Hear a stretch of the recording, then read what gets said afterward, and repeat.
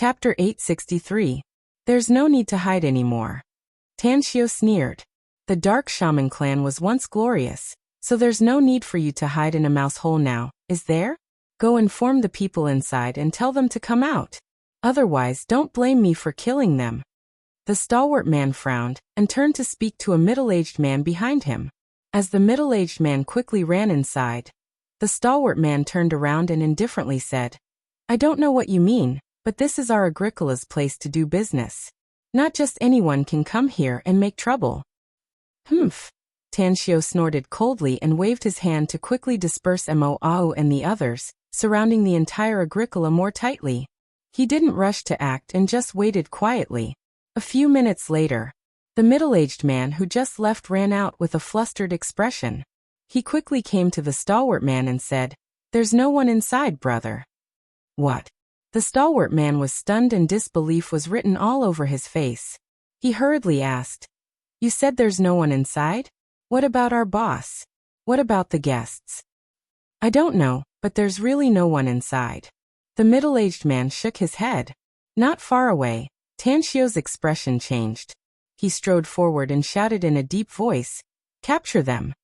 Immediately, a few lightning-like figures quickly pounced on them. They were extremely fast, and their attacks were ruthless. In just a few seconds, dozens of big men were all knocked to the ground. There were even a few strong men who were struggling to get up, but they were instantly crippled.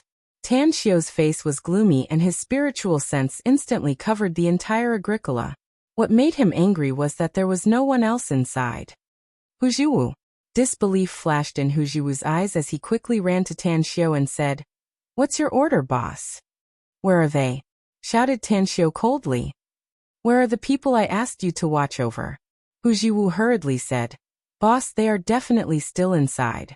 I can guarantee that no one has left since we arrived. Ajin, who had followed him, also said quickly, Boss, what Captain Hu said is true.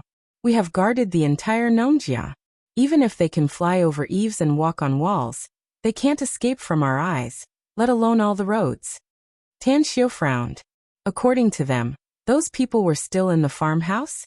However, when he used his divine sense to scan the area, apart from the dozens of men who had lost their ability to resist, there was no one else. Could it be that there was an underground secret chamber in this farmhouse? Thinking of this, Tanshio released his soul sense again. Even the corners of the houses and even the gaps of each room were carefully searched by him. Finally, his soul sense found a problem in one of the storerooms. In fact, when his divine sense entered it, a bad feeling arose in his heart. A moment later, Tanshio appeared in the storeroom. With a fierce punch, a hole was blasted in the wall. It's empty down there, boss. There's a rope inside. Moao poked his head inside and observed for a moment before he turned around and hurriedly reported. Tanshio nodded slightly and made the hole bigger until he could drill through it. He then grabbed the rope with both hands and quickly went down. Then, he quickly moved forward along the underground passage in front of him. His soul sense scanned the underground passage and didn't find any danger in it. Light? It's not an underground secret chamber, but an underground passage? Did the Dark Shaman clansmen leave through this underground passage? No wonder Hujiwu and the others didn't notice their escape in advance. But how could there be an underground passage in this small farmhouse? Is this one of the Dark Shaman clan's secret strongholds? He drilled out of the hole. Tanshio looked at the underground river in front of him.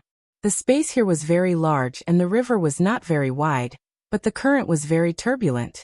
There was even a faint starlight shining through a crack in the soil. The exit is in front, boss. This underground river is very short, only about 1 kilometer. It's connected to the entrance of a large river outside. Moao went to the front to investigate and quickly came back to report. At this moment, Hujiwu, who was following Tanshio, had a bitter expression on his face. He never expected that this small farmhouse would have an underground secret passage. He originally thought that the other party wouldn't be able to escape even if they had wings, but he didn't expect that the other party had already slipped away. I was wrong, boss. Hujiwu felt sullen inside. This was, after all, the first time his big boss put him in charge of something, yet he screwed it up. It's not your fault. Tan Xiu shook his head and said, "Who would have thought that there would be an underground secret passage here? If it were me, I'm afraid I wouldn't have been able to keep an eye on them. Don't blame yourself. As long as they're still in Macau, we can still find them. Let's go. Arrange a place for us to stay first, and then spread out your men." Understood. The sullen feeling inside Hu Jiwu's heart turned more intense. If Tang Xiu were to blame him or even punish him, he might feel better inside. The next morning, Tan Xiu woke up from his sleep and looked at the time. It was already 7:30 a.m. After washing up, he took out his mobile and dialed his father, Tang Yunda's cell number. "Hey Xiu, why did you suddenly call me? Is something the matter?" Tang Yunda's surprised voice came from the phone. "I'm afraid I need your help with something, Dad," said Tan Xiu. Tang Yunda couldn't help laughing and said, "I have something I need your help with. I didn't expect that you would call me first to ask for help. Tell me, what is it that even you can't handle?" Tan Xiu stared blankly and asked with a puzzled expression, "You also need my help? What is it?" "You tell me first," Tang Guosheng said with a smile. "It's like this. I'm now in Macau to track some people's traces," said Tan Xiu. "Don't you have an acquaintance here? So I want you to contact him and provide us with some help in Macau." Tang Guosheng was surprised. "You're in Macau? Where?" Tang Guosheng was silent for a moment and then asked, "The Sheraton Hotel." Tang Guosheng was silent for a moment and then asked, "Tell me your room number." Tan Xiu didn't understand why his father wanted to ask him for a room number, but he quickly told him. Then the phone was hung up. What's going on? Tan Xiu stared blankly and stared at the mobile screen for a long time without reacting. A few minutes later, someone knocked on the door.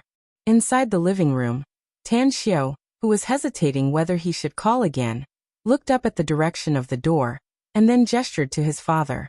To his surprise, when he opened the door, it turned out to be his father, Tang Yunda, who came in. "Dad, why are you here?" asked Tan Xiu incredulously. "Didn't I just tell you on the phone?" Tang Yunda said with a smile. "I still have something I want to ask you for help with. It's about the matter in Macau. I didn't expect that you would also come here.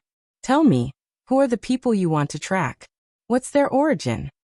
"We haven't figured out their real identity yet, but they should be people from the Dark Shaman clan in Tea Country," said Tan Xiu. "That's right, my men took a picture of them last night. The photos will be sent to you soon. It shouldn't be a problem to find them as long as they have the photos." Tang Yunda nodded. "They're not ordinary people, Dad," said Tan Xiu cautiously. "I know about the Dark Shaman clan, and know that they have witchcraft heritage. They're a very mysterious and special kind of people. You must warn them when you send someone to look for them. Don't act rashly and alert them. Otherwise, I'm afraid they'll lose their lives if they take action." "How did you provoke such people, Xiu?" asked Tang Yunda with a frown. "I didn't provoke them, but they provoked me," said Tan Xiu. "Have you heard about the sky-high treasure hunt in our country?" Tang Yunda nodded and said, "I heard about it. I don't know which prodigal son is looking for a complete set of zodiac jade carvings. The price of each jade carving is $100 million US. If all 10 zodiac jade carvings are found, it's worth $1 billion US. Even if he's rich, he can't waste it like this." Suddenly, Tang Yunda's words came to an abrupt halt. He looked at his son Tan Xiu, who suddenly had an awkward expression. Disbelief rose inside him as he asked, "Xiu? Xiu, you're not that prodigal son, are you?" Cough, cough. Tan Xiu nearly spurted out a mouthful of blood. He let out a hollow laugh and said, "I'm indeed that prodigal son, Dad." Tang Yunda was dumbfounded. He never expected that the person who caused such a big storm and was such a prodigal son turned out to be his precious son. Dad, there's actually an important reason why I spent so much money to find the zodiac jade carvings." Tan Xiu let out a hollow laugh. "You know I'm a cultivator, and the zodiac jade carvings are the most precious treasures in my eyes. They're related to a big plan of mine in the future. They'll even be of great help to my cultivation. In the eyes of cultivators, what they want the most is immortal fate. And the whole set of zodiac jade carvings is my immortal fate." Tang Yunda felt relieved. He was also a bit embarrassed after hearing his son's explanation. But as a father, he didn't want to lose face in front of his son. He hurriedly changed the topic and said, "Forget it. Let's not talk about this. I know about your matter, and I'll arrange it later after I get the photos. You must also pay attention to me when it's my turn. This is related to my business with hundreds of millions of dividends every year." "Please say it, Dad," Tan Xiao said with a straight face. Tang Yunda thought for a while and suddenly said, "Forget it. I'll solve it myself first. If I can't solve it in the end, I'll let you find another way. Your matter is more important, so you should solve your own matter first." "All right." Tan Xiao nodded and said, "Since you don't want to tell me now, then I won't be in a hurry to ask. That jade rat is indeed very important to me. I must find it no matter how much it costs, and no matter how difficult it is. If you need me, just tell me at any time." Chapter 864. The famous commercial street, Shirpan, was located in the northern Bay Area of Macau. It was a paradise for shoppers and was close to the coastal expressway. Tourists who were familiar with Macau knew that this was a must-visit place. "Cool, huh? Bro, do you feel cool?" Yu Kai drove an Audi sedan and sped on the coastal expressway at lightning speed. With a carefree expression on his face, he shouted loudly to Hu Qingsong in the front passenger seat along with the loud music in the car. Hu Qingsong's eyes fell on the beach not far away, watching a group of gorgeously dressed women in bikinis. His eyes seemed to have turned into a 200-degree light bulb. In particular, several speedboats in the distant sea gave him the impulse to drive them across the sea. "Cool. That's freaking cool."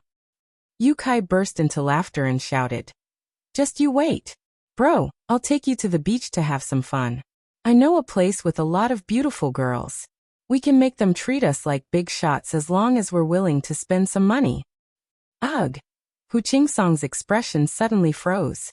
He turned to look at Yu Kai, who had a carefree smile on his face, and helplessly said, "How can we have money? God damn it. I wouldn't have gambled with those bastards at the casino yesterday if I knew there was such a good place. That's 100,000 yuan.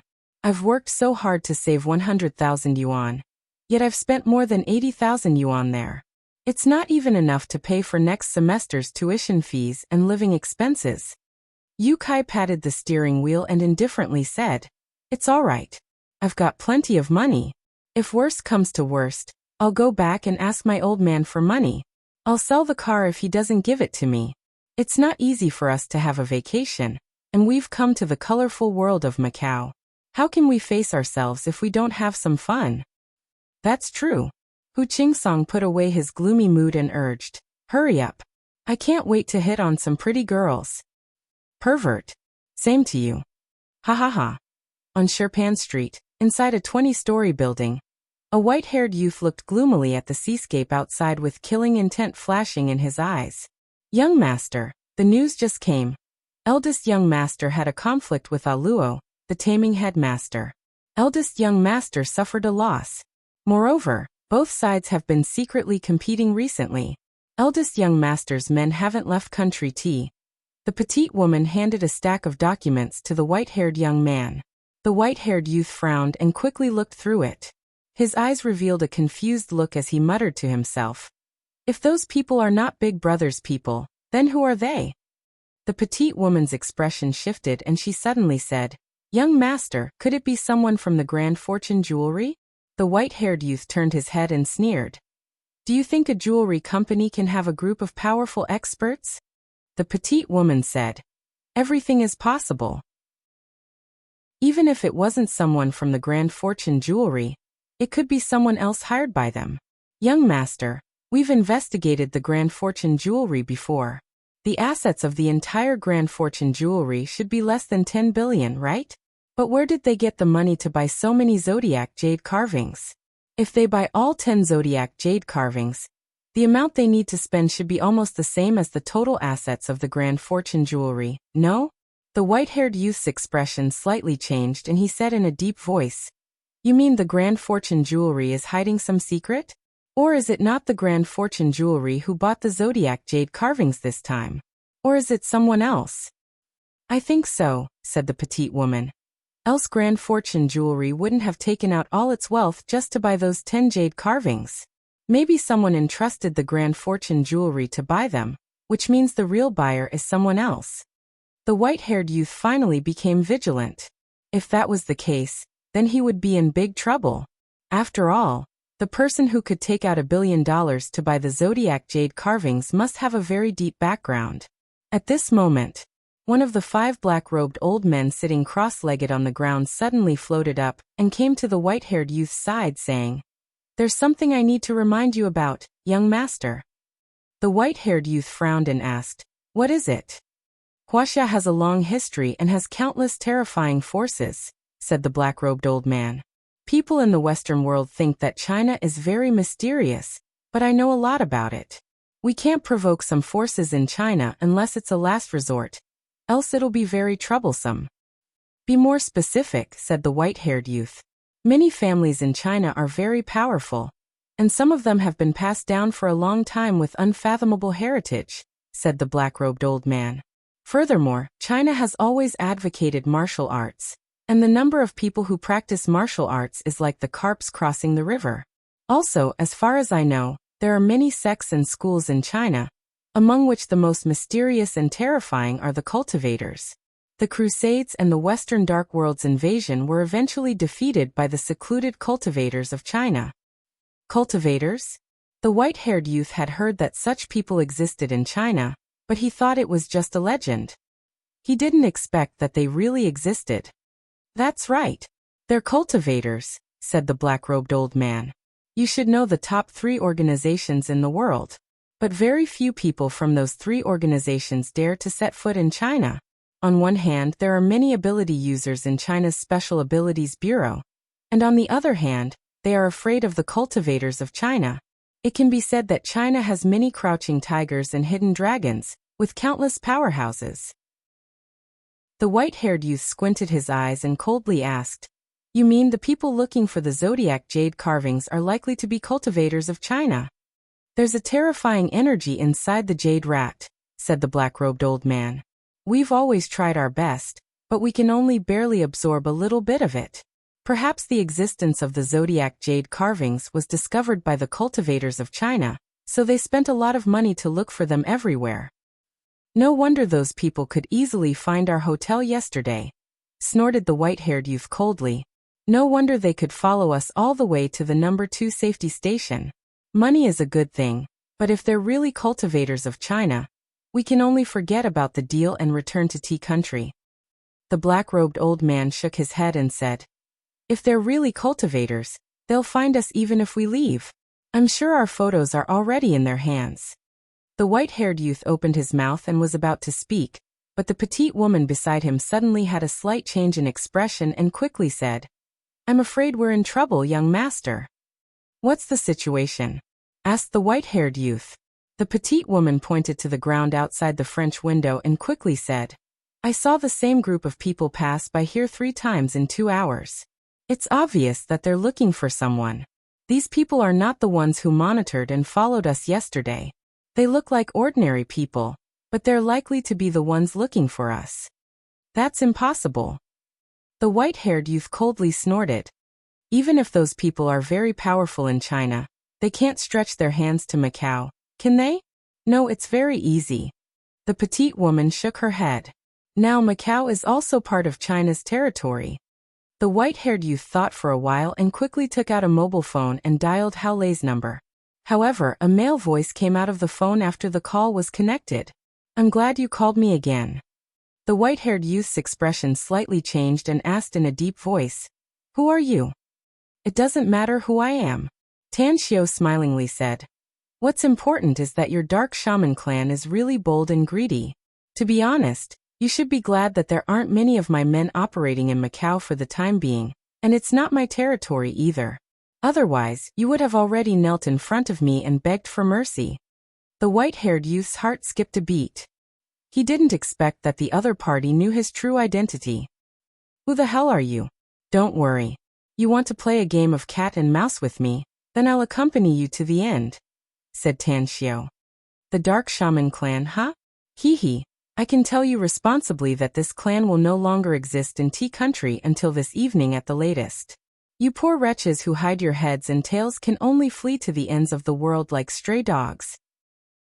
Of course, the premise is that you can escape my layout in Macau and the eyes I've sent out. The white-haired youth's pupils shrunk and he shouted in a deep voice, "You're a Chinese cultivator?" "You guessed it right. It's a pity that there's no reward for you though," said Tan Xiao smilingly. "Good luck and try to survive until this time tomorrow."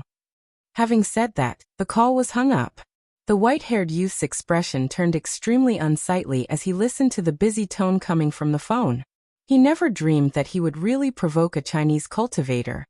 He didn't expect that the other party would be so arrogant that he dared to hang up the phone without getting the jade rat. Suddenly, the white-haired youth realized something and turned to look at the petite woman. He hurriedly said, "Contact the people from T Country's Aviation Administration and the Oceanic Administration. Find out for me whether any strangers from China have entered T Country's territory from yesterday to today." "Understood," the petite woman replied and walked to the side to dial the phone. Half an hour later, the petite woman received a call. After talking for half a minute, she hung up the phone and came to the white-haired youth's side. She then said, "Our people have found out that a tourist group from Jingmen Island arrived in T Country 3 hours ago. They said that those people are very strange. They don't look like ordinary tourists but more like soldiers or bodyguards. Also, some people in T Country were secretly monitoring them, but they didn't track them for long before they lost track of them." The white-haired youth trembled and hurriedly asked, "How many people did they have?" "Not many, only about 20 people," answered the petite woman. "More than 20 people." Chapter 865. The white-haired youth's heart calmed down a bit. Although the Dark Shaman clan had fewer members than before, they still had hundreds of members. Most of them were proficient in black witchcraft, and even ordinary special forces soldiers posed no threat to them. However, for the sake of safety, the white-haired youth dialed the number again. This time, the phone rang for quite a while before it was picked up. "Shall we talk, sir?" "Do you think there's a need to talk now?" Tan Xiao chuckled. "More than 20 cultivators under me have arrived in T Country. Perhaps they'll appear in your Dark Shaman clan's territory in a few hours. Or perhaps your clan will be littered with corpses and rivers of blood a few hours later. That's right, there's something I need to tell you. If you're in the Golden North building, you can take a look down there." The white-haired youth looked down the building. What shocked him was that there were 4 black SUVs parked outside the building's entrance and 12 strong men standing in front of them. One of them, a handsome youth, was holding a mobile phone and waving in the direction of the building. "How did you find us?" The white-haired youth's voice was a bit trembling. "There's something I forgot to tell you last time," Tan Xiao chuckled. "I'm not only a cultivator, but also a member of China's special department. I only need to make a phone call, and the entire intelligence network of China will be at my disposal. Macau is China's territory, so it's natural that I can easily find out where you're calling from." "Damn it." The white-haired youth cursed and was ready to immediately hang up the phone and flee. "Don't be in such a hurry to hang up the phone," said Tan Xiao. "If I were you, I wouldn't be thinking about how to escape but how to survive. Trust me, I have the ability to spend $1 or $2 billion on the zodiac jade carvings, so I have the ability to spend another $10 or $20 billion to put a bounty on the Dark Shaman clan's members all over the world, including you. Do you think there'll be a safe place for you to hide on Earth if I spend tens of billions of dollars? If you're really Chinese cultivators, then you do have the ability to exterminate all the Dark Shaman clansmen," said the white-haired youth in a deep voice. "But I can also tell you that you'll never find the jade rat if you dare to touch any member of our Dark Shaman clan." Finished. He directly hung up the phone and took out the jade rat. He handed it to the petite woman and said in a deep voice, "Take it and try to escape from Macau. Remember to go to the next place and wait for me. If I die here, throw the jade rat into the Pacific Ocean." "Young master, I'm not leaving," the petite girl cried out hurriedly. "If you don't want me to die, you must do as I say. The other party wants the jade rat. As long as the jade rat is still in our hands, you won't dare to kill me. Hurry up and think of a way to leave this place. Try to avoid the other party's people." The petite woman bit her lower lip with her white teeth, nodded heavily, and rushed out of the room. In the entire Dark Shaman clan, this petite woman was undoubtedly the best in terms of concealment ability. She was also the only person in the clan who had thoroughly comprehended the dark domain. However, she met Tan Xiao, an evildoer who could cover hundreds of square meters with his spiritual sense. Along with flashing afterimages, Tan Xiao stopped the petite woman in the corridor on the 4th floor of the building. You won't be able to escape even if you have wings. Tan Xiao folded his arms and smilingly looked at the petite woman. A disdainful look flashed in the petite woman's eyes. Along with the release of her surging dark force, the tens of meters long corridor was immediately shrouded in a thick black mist. She then bolted lightning fast toward the nearest guest room. Wanna escape? Along with a sneer, the petite woman had just rushed to the window when an iron pincer-like hand grabbed the back of her neck. The disdainful look on her face froze in an instant. Tan Xiao put his hand into her bosom and took out the red and lifelike jade rat. A smile appeared on the corner of his mouth as he squeezed her neck and walked outside. A few minutes later, BM. As the door was kicked open, the white-haired youth, the 5 black-robed old men, and the middle-aged man who used to manage the second security station all had their complexions greatly changed. After entering the room with Mo Ao and the others, Tan Xiao let out a faint smile and glanced at the 6 people in the room. He then casually threw the petite woman in front of the sofa and sat down with one foot on her back. He then looked at the white-haired youth and said, "I've sent those who have threatened me to hell. You dare to threaten me with the jade rat? You're really courting death." The white-haired youth's complexion turned ghastly pale. He looked at Tan Xiao and the others, and for the first time, a strong sense of regret was born in his heart. He was well aware of the petite woman's means of escape, yet she failed to escape and was captured by the other party. This showed that the other party was absolutely terrifying to the point that he had to look up to them. The white-haired youth took a deep breath and said in a deep voice, "I still have the capital to talk to you." Tan Xiao grinned and said, "Your words have piqued my interest. Tell me, what capital do you have to escape death?" "The Jade Pig," said the white-haired youth in a deep voice. "I know the whereabouts of the Jade Pig." "The Jade Pig?" Tan Xiao's expression slightly changed. His eyes turned into sharp arrows that pierced the white-haired youth's eyes. The white-haired youth subconsciously closed his eyes. "Tell me, where's the Jade Pig?" asked Tan Xiao in a deep voice. The white-haired youth opened his eyes again and said with a solemn expression, "I'll tell you where the Jade Pig is as long as the enmity between us is written off. I'll give you the Jade Rat, and I'll buy the lives of most of the Dark Shaman clan's members for the Jade Pig." Tan Xiao raised his brows and said, "You only need to buy the lives of most of your clan members? You want to use me?" "I'm not using you." The white-haired youth shook his head. Tan Xiao was silent for a moment and slowly said, "Your lives are worthless in my eyes. All I want is the zodiac jade carvings. To tell you the truth, I would have bought it for $100 million if it weren't for your greed. Alright, tell me the whereabouts of the Jade Pig. I can spare the lives of most of your Dark Shaman clan's members, as long as the information you told me is true, including yours." The white-haired youth slightly calmed down and said, "The Jade Pig is in the hands of my big brother. My original plan was to seize the Jade Pig after I took complete control of the Dark Shaman clan. I didn't expect that. You failed to deceive me and lost the Jade Rat instead," asked Tan Xiao. "That's right." The white-haired youth nodded bitterly. Tan Xiao squinted his eyes and slowly asked, "You know that the zodiac jade carvings are good stuff?" The white-haired youth nodded and said, "It's a good thing indeed. It contains a huge amount of energy. Our Dark Shaman clan can absorb the energy inside to enhance our strength." "What?" Tan Xiao stared blankly and looked incredulous. He had yet to figure out how to absorb the energy inside the zodiac jade carvings. Yet, the Dark Shaman clan could do it? He fell into silence. He instantly made up his mind that he must obtain the ability of the Dark Shaman clan no matter what. If he could absorb the energy inside the zodiac jade carvings, and use it to enhance his own strength, his cultivation would probably skyrocket. "Tell me the method to absorb the energy inside the jade carvings, and I'll help you get rid of your big brother and his men. Also, I can give you the $1 billion you need," said Tan Xiao in a deep voice. The white-haired youth was startled and immediately made a gesture to a black-robed old man. The black-robed old man understood tacitly and took out a book from his sleeve pocket.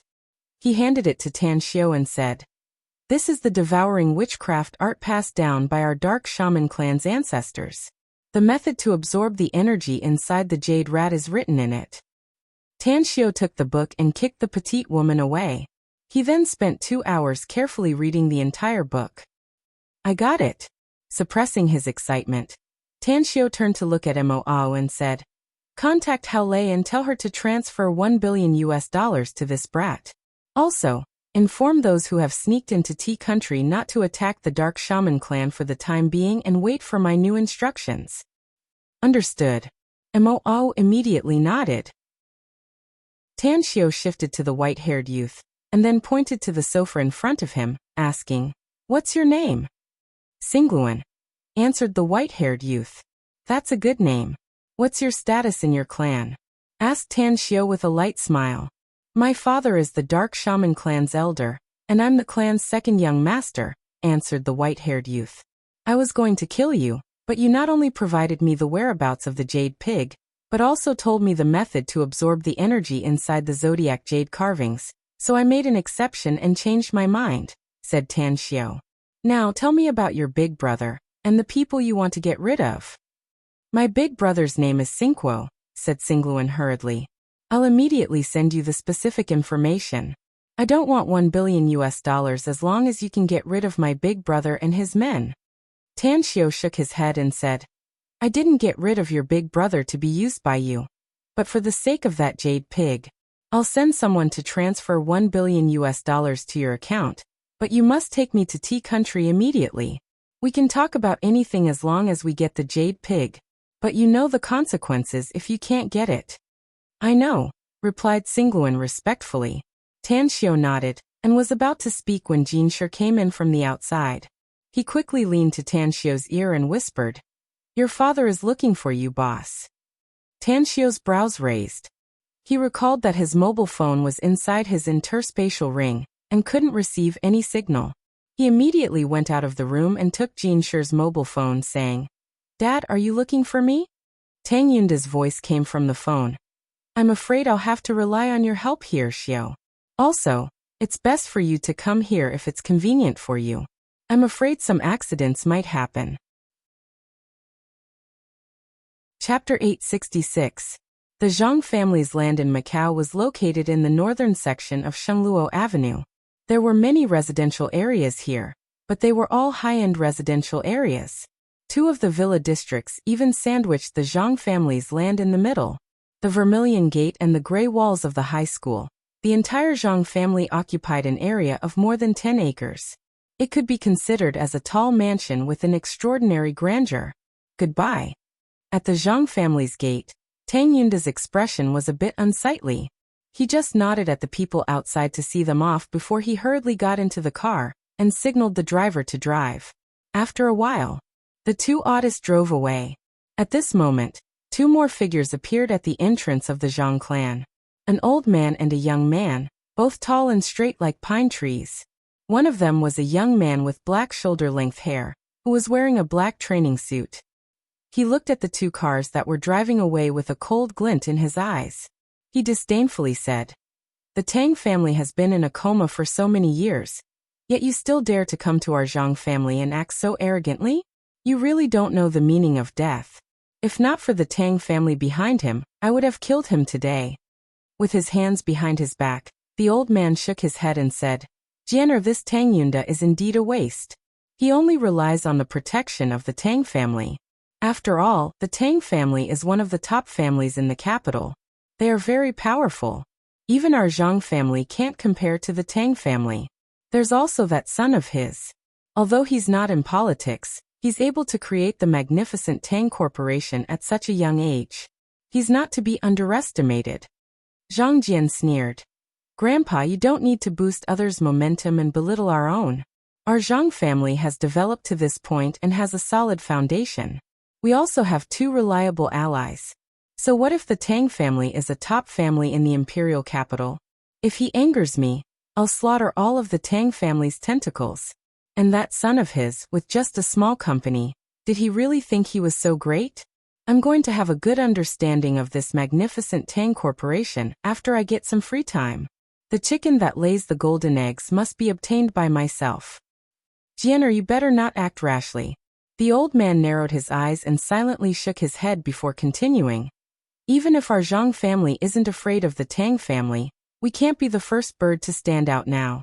The fact that the Tang family was able to annihilate the Yao family meant that they had hidden a lot of armed forces. Only by knowing the enemy and yourself could one emerge victorious in every battle.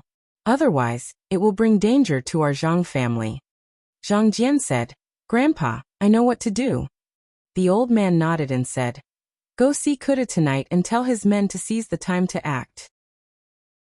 We must take down those 2 ports as soon as possible so that it will be more convenient for goods to enter and leave in the future. All right. Macau, Tangxia District, Island Palace Garden. Inside Villa A058. As soon as Tang Yunda entered the villa, he saw his brother, Chen Anhu, coming out to welcome him. His expression was a bit unsightly as he shook his head and said, The other party was very polite on the surface, but I didn't see the main character at all. The Zhang family sent out an unimportant character to entertain me.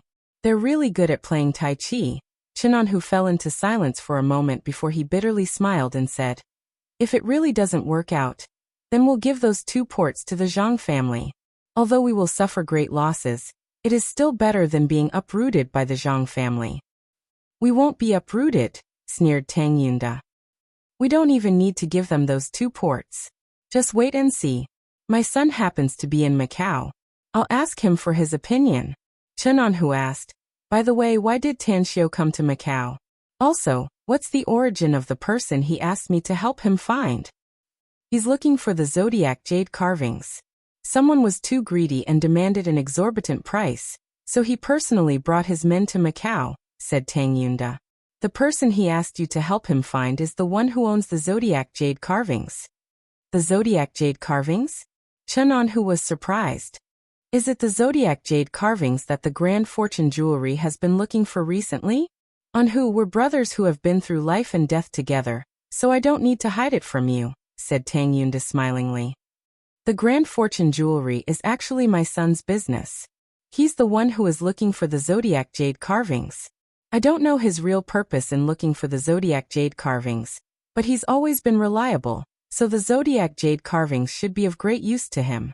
The Grand Fortune Jewelry turns out to be Tanxiu's. Chen Anhu was shocked. How is that possible? You must know that the Grand Fortune Jewelry has been operating in Hong Kong for decades and has been developing rapidly in recent years. Even if its total assets haven't reached 10 billion yuan, it should be close to it, no? How old is your son? This. Anhu, there are a lot of things you don't know, said Tang Yunda with a forced smile. In fact, there are a lot of things I don't know about him. But there's one thing I'm afraid you'll know soon. What is it? Asked Chen Anhu curiously. Tang Yunda smiled mysteriously and said, Just wait. You'll know it when the time comes. 10 minutes later, a middle-aged man outside strode into the hall on the first floor. He looked at Chen Anhu and said, Boss, there's a guest. He claims to be Tanxiu, Mr. Tang's son. Chen Anhu immediately got up and smilingly said, Let's go and welcome him. Tang Yunda waved his hand and said, Anhu, just tell someone to bring him in. We don't need to go out and greet him personally. Ugh. Chen Anhu thought for a while and immediately smiled. All right, then let Tanxiu come in. After a while, Tanxiu entered the room with Mo. He saw his father sitting on the sofa and Chen Anhu, whom he didn't know. He lightly smiled and said, Dad, this is the Uncle Chen you often mentioned, right? Chen Anhu observed Tanxiu. He got up and smilingly said, What a spirited young man. You're worthy to be Brother Yunda's son. You're a talented young man. I'm Chen Anhu, your dad's sworn brother. Hello, Uncle Chen, said Tanxiu with a smile. Ever since my dad woke up from his coma, he often talked about you. I'm fortunate to meet you today. You're the real ambitious and ruthless man. Thanks to Uncle Chen's help in finding the Dark Shaman clan. It's just a trivial matter. Chen Anhu waved his hand. After exchanging pleasantries. After they sat down, Tanxiu finally figured out the cause of the matter.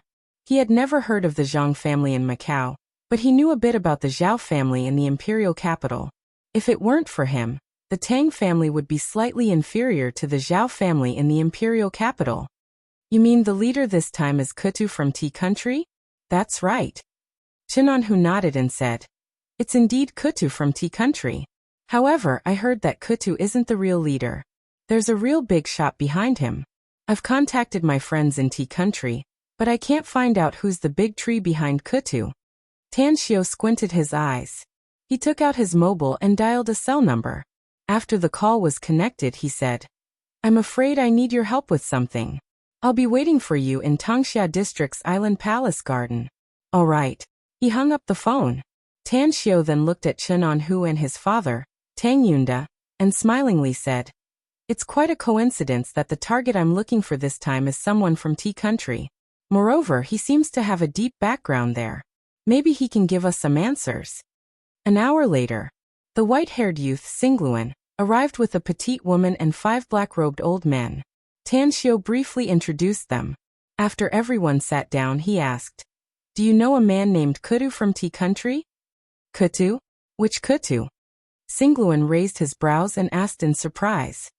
We can't find out his specific identity, but he has a deep connection with the Zhang family in Macau, said Tanxiu. And he's in Macau now. That's right, Uncle Anhu has his photo here. Take a look. Chen Anhu immediately took out his mobile phone and showed Kutu's photo to Singluan. Singluan glanced at it and immediately wore a strange expression. Then he said, I know him and I know him very well. I even know him very well. He's the member of my dark shaman clan with a different surname. He's also my father's right-hand man. So, your dark shaman clan is also involved in colluding with the Zhang family in Macau to plot against us? Tanxiu sneered. I really don't know about it, Mr. Tang. Singluan quickly waved his hand. Kutu is my father's confidant, and he usually treats me very well. What happened in Macau has nothing to do with me. Suddenly, This is an opportunity, young master, said the petite woman beside him in a low voice. Singluan stared blankly and his expression slightly changed. He shot a deep look at the petite woman and then turned to Tan Xiao and said, Mr. Tang, I wonder if you're willing to buy Kuda's life for $1 billion? Are you trying to kill him with a borrowed knife? Asked Tan Xiao with a smile. I think it's a fair deal, said Singluan. Of course, I'm willing to pay you a fortune if you can help me become the patriarch of the Dark Shaman clan. A smile outlined on the corner of Tan Xiao's mouth as he asked with a smile, How much fortune? I don't have any money, said Singluan. I'm afraid I can't even take out $100 million. But I have treasures. My Dark Shaman clan's treasury has a lot of treasures. As long as you can help me become the patriarch of the Dark Shaman clan, I'm willing to pay you 100 sorcerer stones. What exactly is this sorcerer stone? Asked Tan Xiao confused. Singluan turned his hand and took out a coal-like ore. He handed it to Tan Xiao and said, This is a sorcerer stone. It's the most needed thing for the Dark Shaman clansmen who are proficient in witchcraft. Each sorcerer stone contains a lot of sorcery power. As long as you know the method, you can absorb the sorcery power inside for your own use. The moment Tan Xiao took the sorcerer stone, he could clearly feel the power contained inside. His eyes instantly lit up, and his heart was filled with ecstasy. Sorcerer stone, my ass. This is a demon stone. Tan Xiao tightly gripped the demon stone. It took him a few minutes to absorb less than 1,000th of the magic power inside. His eyes then shifted to Singluan and said, I have a condition. I'm willing to make a deal with you if you can agree to it. What condition? Asked Singluan hurriedly.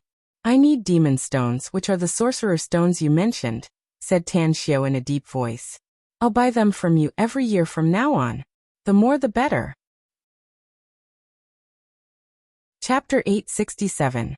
Singluan never dreamed that Tan Xiao would put forward such a condition. Sorcerer Stone was the most important development issue for the Dark Shaman clan. Every member of the clan who wanted to become a powerhouse must consume a lot of Sorcerer Stone every year. Not to mention, the Sorcerer Stone mine under their control had been severely depleted after hundreds of years of mining. The amount of sorcerer's stone mined each year was also strictly regulated by the clan's ancestral rule. Only 2,000 sorcerer's stones could be mined each year. As the second young master of the Dark Shaman clan, Singluan could only get 50 sorcerer's stones every year. Mr. Tang, the Dark Shaman clan does control the sorcerer's stone mine, but the number of sorcerer's stones we collect each year is not much. Besides, our clansmen need to cultivate and absorb the sorcery power inside. I'm afraid we can't sell you a lot, said Singluan with a bitter expression. Tan Xiu pondered for a moment and said, we can negotiate and set a number. How about this? I won't make things difficult for you. I'll use other resources to exchange with you as long as your clan sells me 1,000 sorcerer stones every year. 1,000? That's impossible. Mr. Tang, the total number of sorcerer stones mined by our clan every year is less than that. It's absolutely impossible for you to ask for 1,000 pieces, said Singluan resolutely. Then, how much do you think is appropriate? Tan Xiu frowned. 100 pieces. Singluan hesitated for a moment and said, that's 100 pieces. That's the upper limit our clan can afford. After all, our clansmen still need to cultivate. Our clan will soon fall without sorcerer stone. Even if I want to sit on the patriarch's seat as soon as possible, I can't cut off the hope of our clan. Tan Xiu thought for a moment and said, 50 pills a year in exchange for 730 sorcerer stones. That's the bottom line I can afford.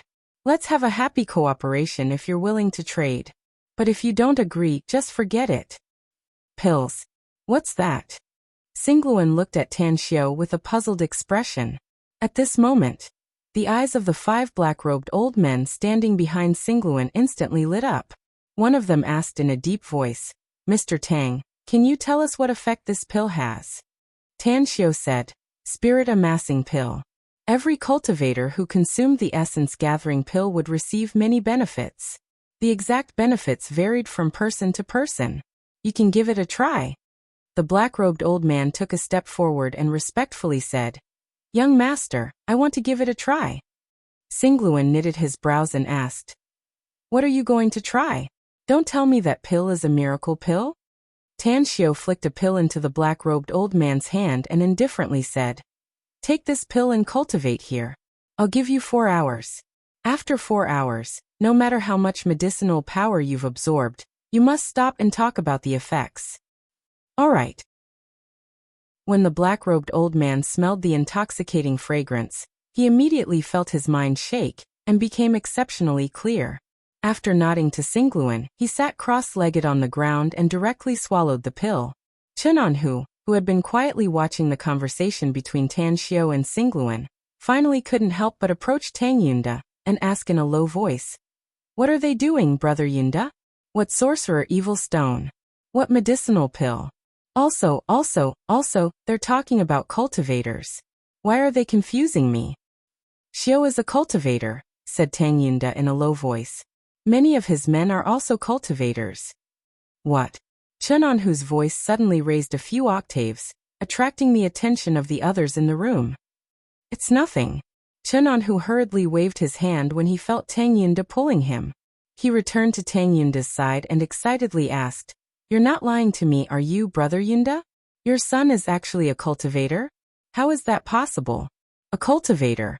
That's a celestial being. We've risked our lives many times in the past, yet we've only met a cultivator once. There's no deceit between us brothers, said Tang Yunda in a low voice. Xiu is really a cultivator, and a very powerful one at that.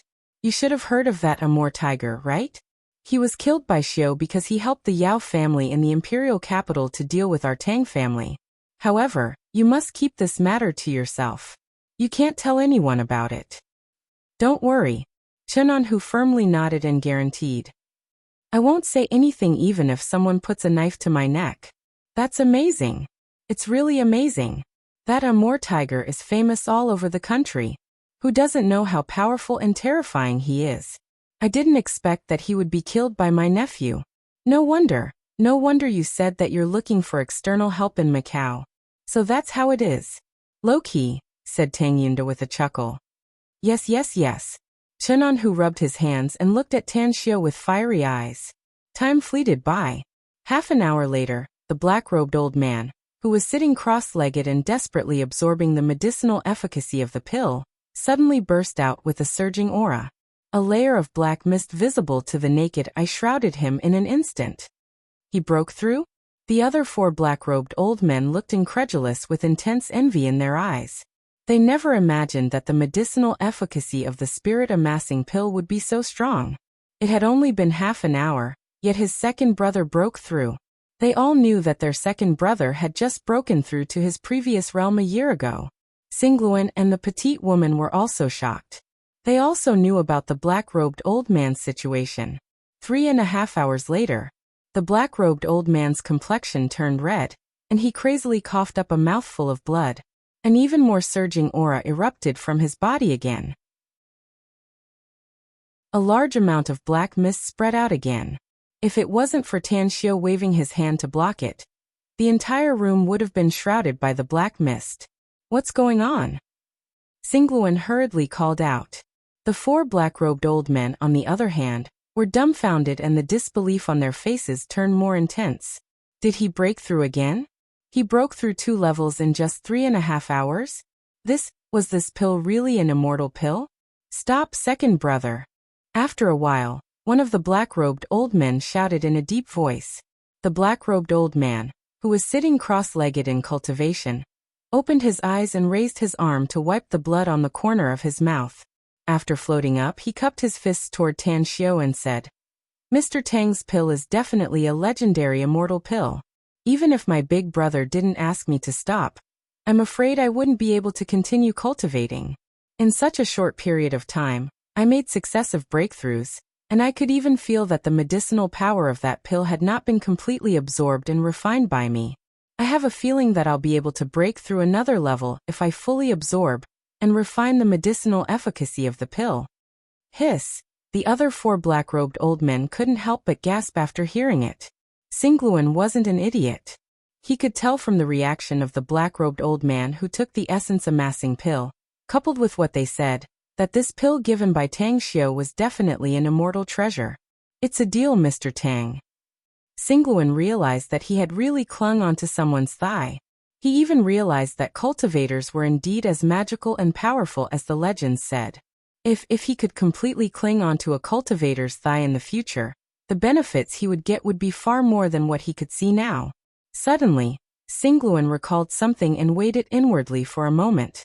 Then he said in a deep voice, Mr. Tang, I'm willing to go with Kutu since he wants to make things difficult for Uncle and Uncle Chin. If he dares to be arrogant, you don't need to say anything and I'll clean him up myself. Tan Xiao squinted his eyes. With his experience, he could tell from Singluan's words that this guy wanted to establish a friendship with him. Tan Xiao naturally wouldn't reject someone who could bring him benefits. He lightly smiled and said, No problem. We'll go to Tea Country together after we deal with the matters here. However, there's something I need to figure out first. How are you going to deal with your big brother and father?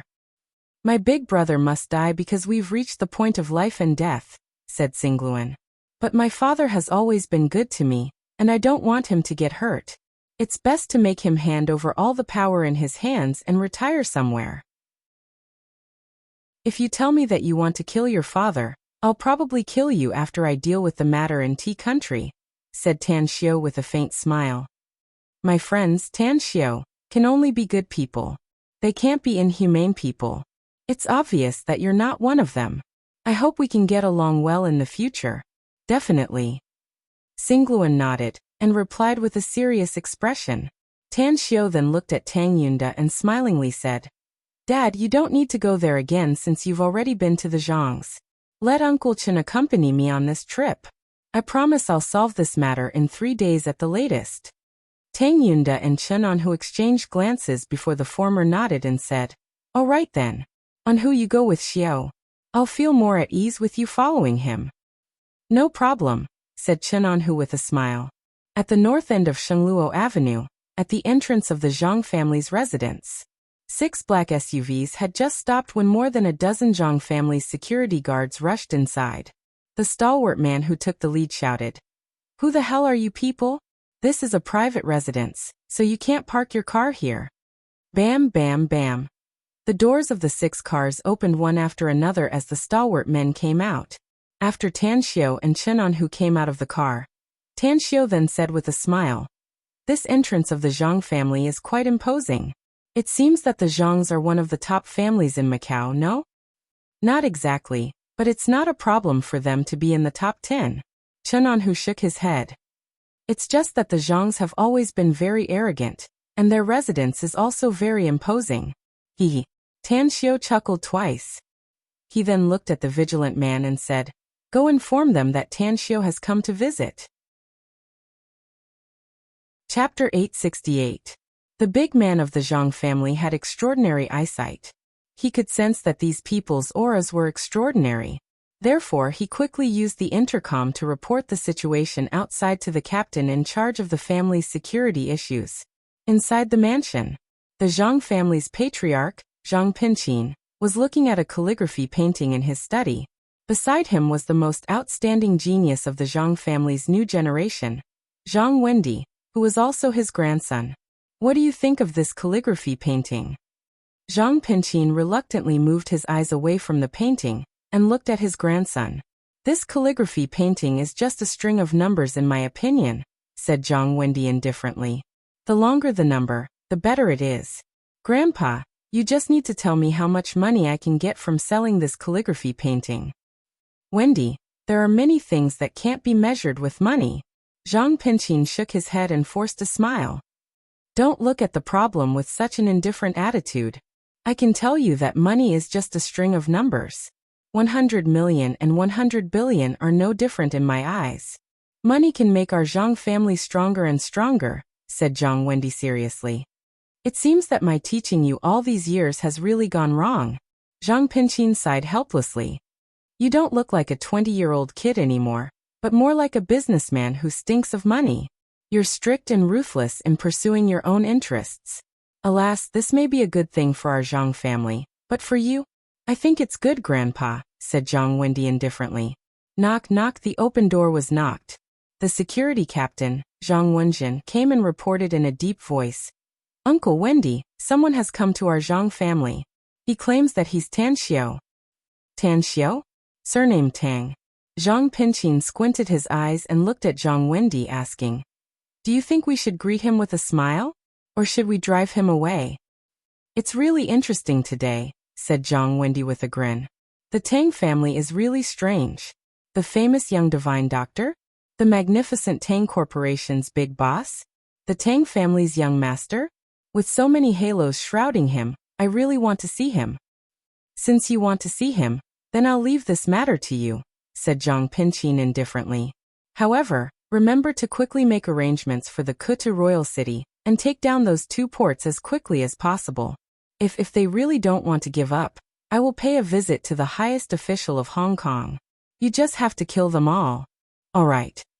Zhang Wendi casually agreed and followed Zhang Wenjin out of the room. 10 minutes later, in one of the courtyards of the Zhang family, Zhang Wendi sat in front of a stone table, quietly sipping tea. As a group of people arrived, his gaze fell on Tan Xiao, who was at the forefront. After looking at it for a few seconds, a look of disdain flashed across Zhang Wendi's face. She looked at the teapot again. Very arrogant. Tan Xiao went straight to the opposite side of Zhang Wendi. After sitting down, he grabbed the teapot and poured himself a cup of fragrant tea. After taking a sip, he indifferently said, "I thought I could taste the real good tea from young Master Zhang, but I didn't expect that the taste of this tea is just SOO. Young Master Zhang, Zhang Wendi, can I ask you a question?" "You." Anger flashed in Zhang Wendi's eyes. Just as he opened his mouth to say a word, Tan Xiao raised his hand to interrupt him. Tan Xiao pretended to be curious and asked, "My question is very simple, and I'm sure you can answer it. Listen well, my question is, do your parents know that you're so arrogant?" "BM." Zhang Wendi slapped the stone table. Killing intent flashed in his eyes as he coldly said, "Surname Tang, you can eat whatever you want, but you can't speak irresponsibly. This is not your Tang family in the imperial capital, but my Zhang family in Macau. Can I interpret it as threatening me?" Tan Xiao asked with a faint smile. "So what if I threaten you?" Zhang Wendi coldly replied. I can easily make you stay inside my Zhang family's door forever if I want to. What a fool. Tan Xiu shook his head. Then he waved to Xingluan and said with a faint smile, You're a distinguished guest invited by me, so don't stand far away from me like the others. To be honest, the tea of the Zhang family is very ordinary. But don't care about the taste in this hot day. Just drink a few mouthfuls to quench your thirst. Xingluan walked to the stone table with a smile and took a seat. He copied Tan Xiu's style and poured himself a cup of tea. After drinking it, he pursed his lips and said, You're right, Mr. Tang. Even if I know nothing about the tea ceremony and don't like to drink tea, I can still taste that this tea is really not good. The Zhang family in Macau is a big family, yet they treat their guests with such a stingy attitude. It's really unexpected. Who the hell are you? Zhang Wendi angrily shouted. Talk to Mr. Tang if you have something to say. Xingluan waved his hand. In the words of your Wuxia country, I'm just a bystander, a hired thug. Zhang Wendi abruptly got up with a smile on his handsome face. As time passed by, the smile on his face became more and more intense. Finally, he burst into laughter and said, not bad at all. No one has ever dared to be so arrogant in front of me since I can remember. This Tan Xiu has a good life since he has the Tang family's protection. But I want to know, who do you have to protect you? If not, you won't be able to leave here alive even if Tan Xiu is here. Clap, clap, clap. At this moment, the sound of applause came from outside the courtyard gate. A middle-aged man with a stocky build was clapping his hands as he led a dozen strong men into the courtyard. Young Master Zhang is right. If you want to be arrogant, you must have a strong background. Those who have no background and strength will eventually be struck to death by lightning. Xingluan's eyes turned cold. He didn't even need to turn his head to recognize the owner of the voice. With his back facing the man, he sneered and said, I don't know if my background is strong or not. Why don't you tell me what my background is like? Kuta furrowed his brows. He vaguely felt that the voice was familiar.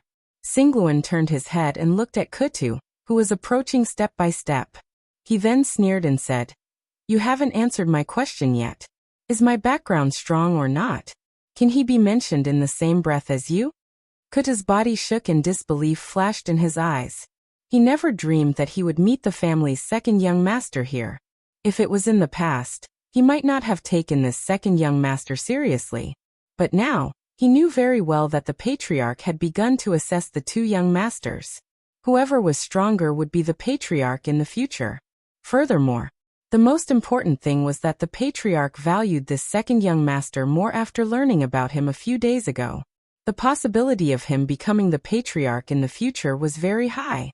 Second young master. Kuta squeezed out a smile and stepped forward to greet him. How can I dare to answer you calling me second young master? Xingluan sneered. I don't have the strength to act like a pretentious prick. My dark shaman clan is even weaker. I'm afraid I'll be struck by lightning if I boast here. But you. I really admire your arrogant and domineering attitude. You're really amazing. I didn't know it was you just now, second young master, so I said some disrespectful words to you. I hope you don't mind it, said Kuto awkwardly. The Zhangs are our dark shaman clan's allies, so? Xingluan snorted coldly. Zhang Wendi was shocked. He never expected that the brat who came with Tan Xiu would turn out to be the Dark Shaman clan's second young master. He had seen the eldest young master of the Dark Shaman clan before, but it was his first time seeing this second young master. He heard that the Dark Shaman clan's second young master was a ruthless and very talented young man. He had gained control of some of the Dark Shaman clan's forces by relying on his own means, and was recognized by some of the clan's elders. But how did he get involved with Tan Xiu? I'm in trouble. Zhang Wendi shot a deep look at Tan Xiu and said in a deep voice, Is inviting the Dark Shaman clan's second young master your trump card? Why would I, Tan Xiu, need a trump card to deal with such a trivial matter? Asked Tan Xiu back. You don't need one? Zhang Wendi sneered. Your father came here today and eventually left with his tail between his legs. Do you think you're more powerful than your father? Let's not talk about these useless things. Tan Xiu shook his head. Let your Zhang family's patriarch come forward. I'll give you a chance. It's up to you whether you can grasp it or not. Just you? Zhang Wendi sneered. You're not qualified to let my grandpa see you. Tan Xiu was silent for a moment. After drinking a cup of tea, he indifferently said, Will your grandpa come out to see me immediately after I kill you? Whoosh! Jin Shi's figure flickered lightning fast and instantly dashed out from the crowd not far away. His sword flashed and went straight to Zhang Wendi's throat. Bastard! An aged voice thundered like a clap of thunder as a senile old man instantly appeared in front of Zhang Wendi. He held a 2-foot-long axe in his hand and roared as he formed layers of axe shadows that blocked Jin Shi's sword attack. Puff! The senile old man's body suddenly shook, and he staggered backward. Fortunately, Zhang Wendi was quick to react and instantly supported his back, preventing him from flying backward and falling down. However, the old man spurted out a mouthful of blood that was particularly dazzling to the eyes of all the Zhang family members present. Continue. Tan Xiu's voice was very calm. The old man raised his arm to wipe the blood from the corner of his mouth and shouted, Hold on. I have something to say. What do you want to say? Tan Xiu lightly said. Don't beg for mercy. That's just a waste of time and saliva. Since you want to see my Zhang family's patriarch, I'll immediately notify him to come out and see you, said the old man in a deep voice. Let's not use force to solve the problem that can be discussed at the negotiation table. To put it bluntly, we're all pursuing benefits and wealth. Tan Xiu glanced at the old man and smilingly said, You're afraid, aren't you, old geezer? It's no wonder though. After all, you've broken through the threshold of martial arts grandmaster and reached a higher level. Yet you can't even withstand 50% or 60% of my strength. You must be scared, right? Chapter 869. The Zhang family's old man's face turned red, and a look of humiliation flashed in his eyes. He was a martial arts grandmaster of his generation. Even those martial arts grandmasters had to be respectful to him, so how could he be mocked and ridiculed by such a young guy? But he knew that Tan Xiu was right. He was indeed frightened because the guy he just fought was much stronger than him, be it in terms of strength or speed. If it wasn't for the burning sensation coming from his internal organs and the stifling and uncomfortable feeling in his chest, he wouldn't have believed that the other party could be so strong. Even if the other party started cultivating in his mother's womb, it was impossible for him to be so strong. Who is he? The Zhang family's old man shot a deep look at Jin Shi, and then turned his head and asked, What's the point of asking this question now? Asked Tan Xiu faintly. As the saying goes, a powerful dragon cannot suppress a local snake. But I don't believe it. Your Zhang family is very strong in Macau, but I'm going to suppress you until you have no temper. Whoosh whoosh, as Tan Xiu's voice faded, Jin Shi's figure flashed again and instantly pounced toward the Zhang family's old man. At the same time, Shueisha also acted at the same time. His figure instantly appeared in front of Zhang Wendi, and a Mitsubishi army knife appeared in his hand out of thin air. The tip of the knife then swept toward Zhang Wendi's throat. Stop! 2 middle-aged men rushed out of the crowd. One of them moved lightning fast to block Zhang Wendi, while the other pounced toward Shueisha from the side. Puff puff puff. The Zhang family's old man was bombarded by dozens of punches. His old body was like a fallen leaf as he flew backward. As for the 2 middle-aged men, they were instantly drenched in blood, and horrifying wounds covered their entire bodies. While protecting Zhang Wendi, they were barely able to avoid hitting their vital parts. Done. Tan Xiu took out a half-pack of cigarettes, lit one and threw the rest to Singluan. He came to the Zhang family this time to solve the problem, not to start a massacre. Jin Shi didn't attack again, and went straight back behind Tan Xiu. Shueisha, on the other hand, pursed his lips and said, Just kill these rookies, boss. As long as you say the word, we'll slaughter the entire Zhang family. In the past, we often did things like exterminating sections. Tan Xiu's expression turned cold as he said, If you want to exterminate a sect, then get the hell out of the country. Don't cause trouble for me in the country. Yes. Shueisha took a few steps back in embarrassment, and no longer spoke amidst the strange laughter of Jin Shi and the others. Tan Xiu shifted to the pale and fearful Zhang Wendi and indifferently said, Arrogance? You must have the capital to back it up. You are arrogant in front of me, and your Zhang clan is arrogant in front of me. You are stupid to the extreme. My father is soft-hearted and doesn't want to fall out with your Zhang family. But I'm different. If you annoy me, I only need to nod my head and all the Zhangs will be slaughtered. 3 minutes. I'll give you 3 minutes. If your Zhang family's patriarch doesn't appear in front of me within 3 minutes, then you don't need to show yourself. Zhang Wendi looked at the 3 elders of his family who were covered with scars and finally realized how terrifying Tan Xiu was. Almost without hesitation, he shouted, "Go and invite my grandpa here at once." No need. Zhang Pinqin strode into the courtyard under the escort of more than a dozen Zhangs. His pupils suddenly shrunk when he saw the situation in the courtyard. He dashed to the seriously injured old man, supported him and asked, "Second brother, are you all right?" The old man shook his head and forced a smile. "The injury is very serious, but it's not fatal. Big brother, they are too strong."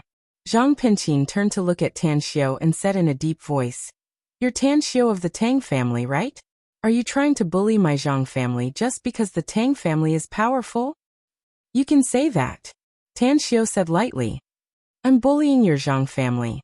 What can you do to me? I'll accompany you to play if you want to fight." "You?" Zhang Pinqin didn't expect that Tan Xiu would be so arrogant, but he was well aware of the strength of his second brother and 2 nephews. Yet they were seriously injured at this moment, which meant that the other party was even stronger. "Cut the you and me. Tan Xiu said lightly. "I don't intend to kill anyone in your Zhang family this time. However, you dare to threaten us, so I won't let this matter go.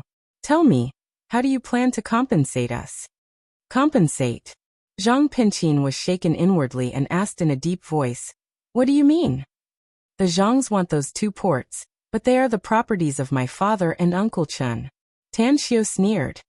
"Tell me, Uncle Chun, isn't the Zhangs very arrogant? Did I traumatize all of you? Do you want some compensation for the mental damage you suffered?" Chun Anhu, who had just been shocked by the fierce battle, looked at the indifferent expression on Tan Xiu's face. He finally realized why his brother, Tang Yunda, invited his son over. Tan Xiu had a lot of powerful experts following him.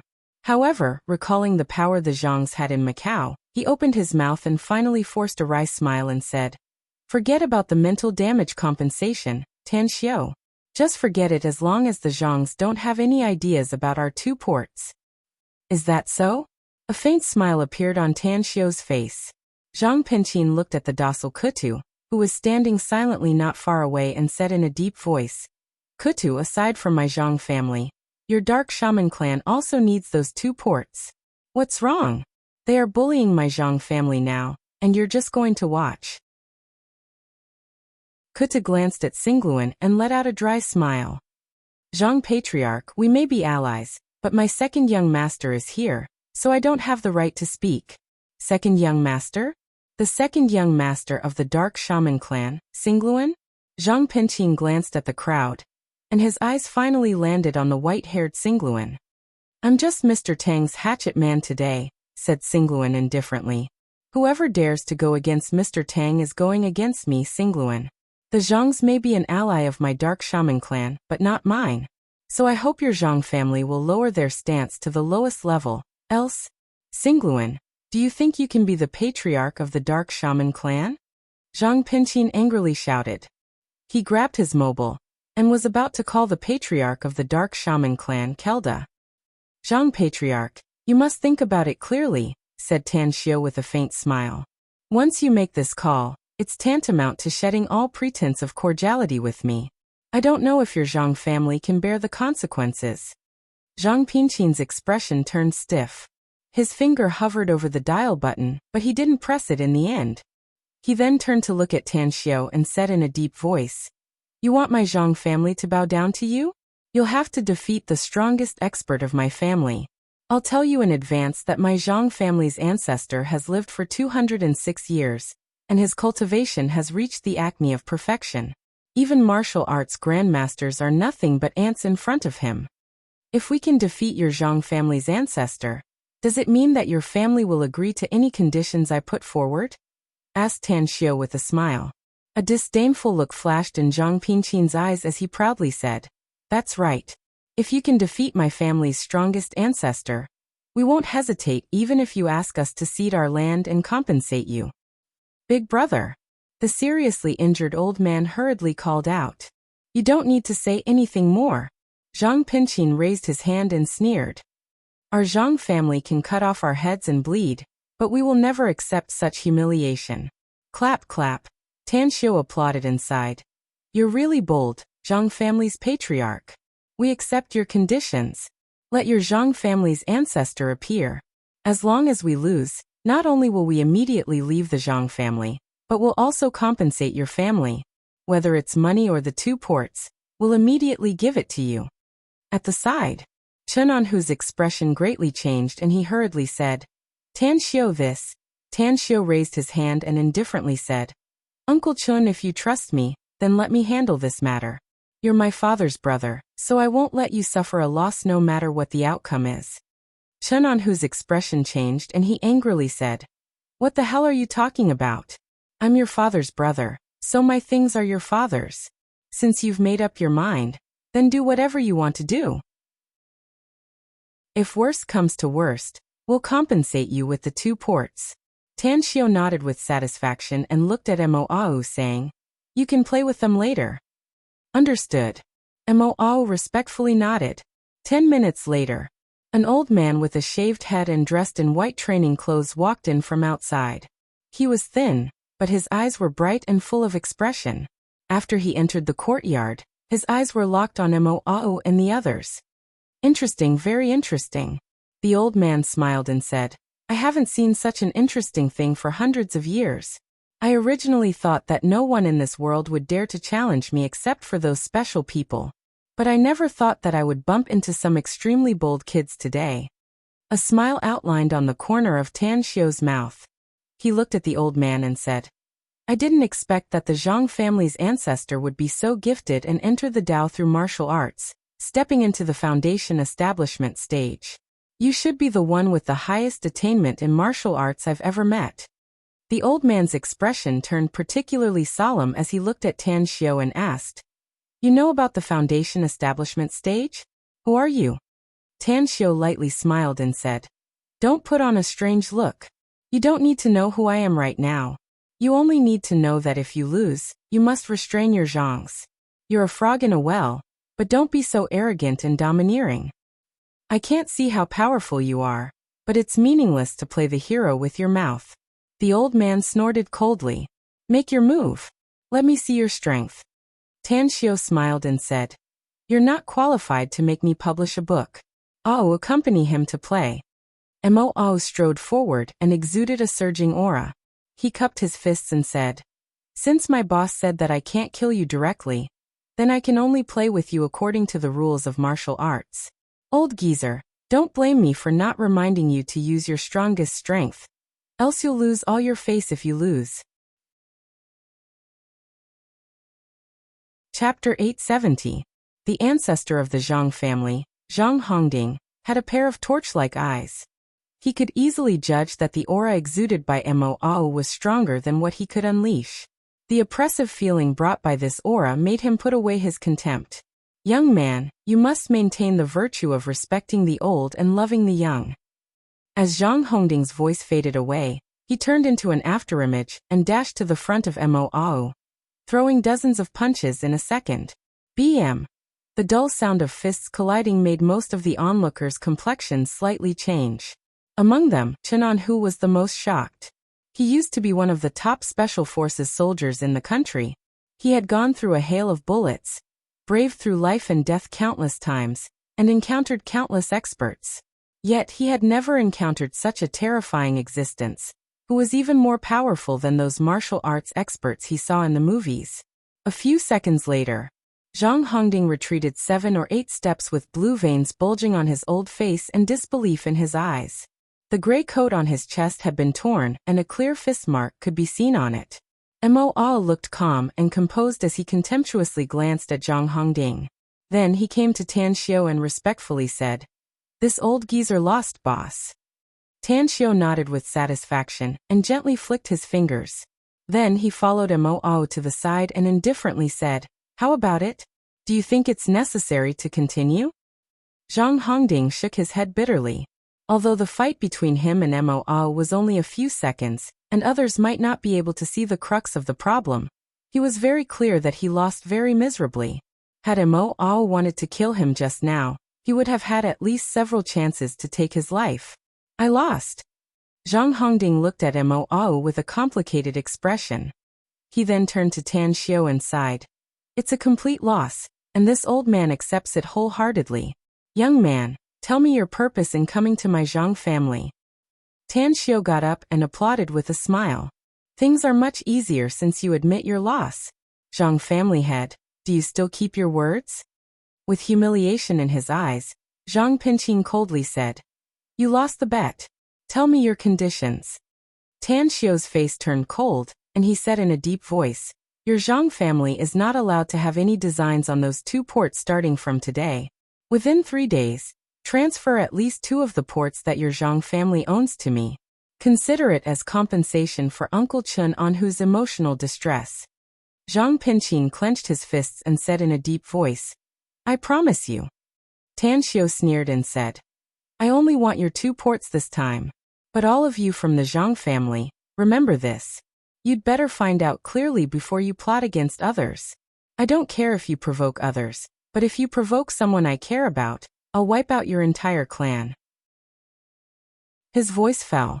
A surging momentum surged out of Tang Xiao's body as a long sword appeared out of thin air in his hand.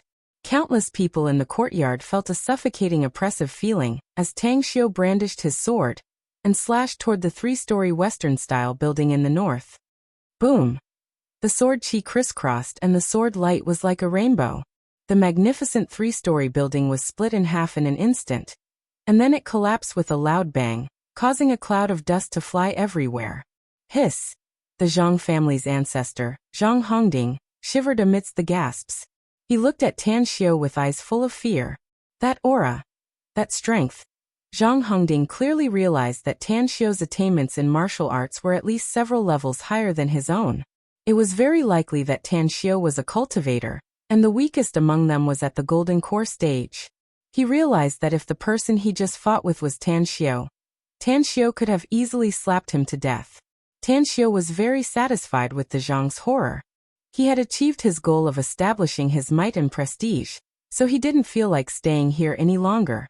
His eyes shifted to Kutu from Tea Country and indifferently said, "Go back to Tea Country as soon as possible. Remember to tell your Dark Shaman clan's patriarch that I'll personally visit you in a few days." Understood. Despite being a very powerful wizard, Kutu didn't dare to show the slightest disrespect in front of Tan Xiao. The sword strike Tan Xiao displayed just now sent a chill down his spine. He was perfectly aware that he was absolutely not a match for Tan Xiao. Even the patriarch of his clan might not necessarily be a match for Tan Xiao. On the way back, Chinon, who felt like he was dreaming.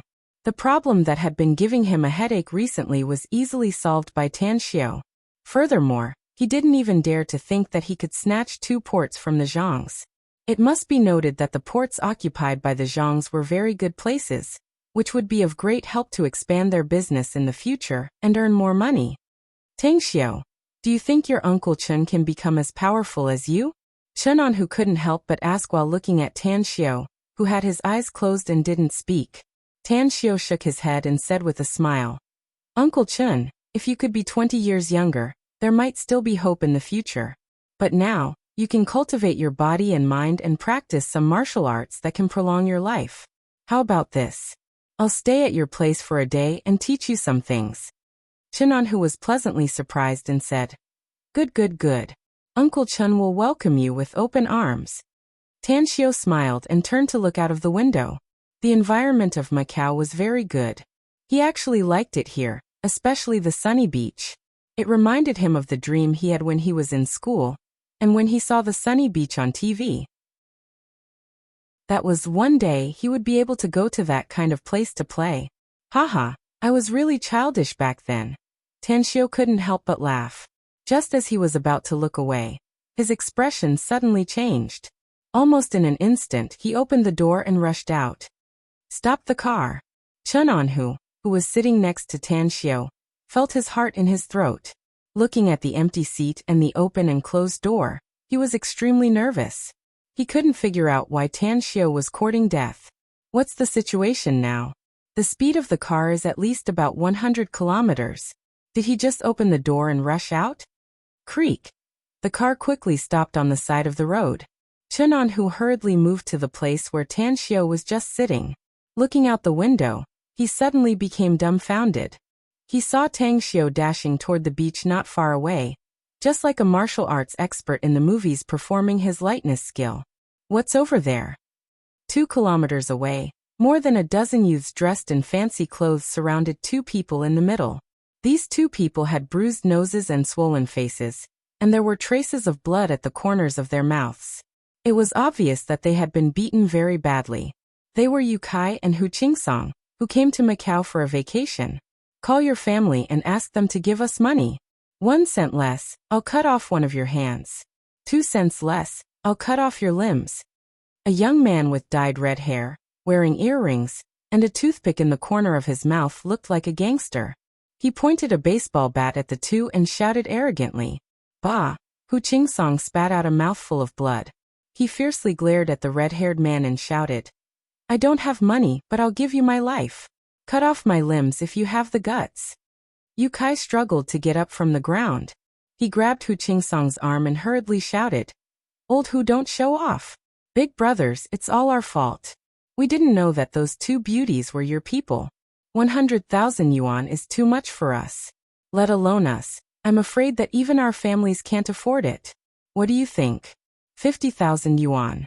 We'll call them immediately and try to give you 50,000 yuan as soon as possible. Yu Kai, why are you giving in to these bastards? Hu Qingsong angrily retorted. They want to mess with me? But I want to drag them down with me. Yu Kai interrupted him and angrily yelled. Are you done yet?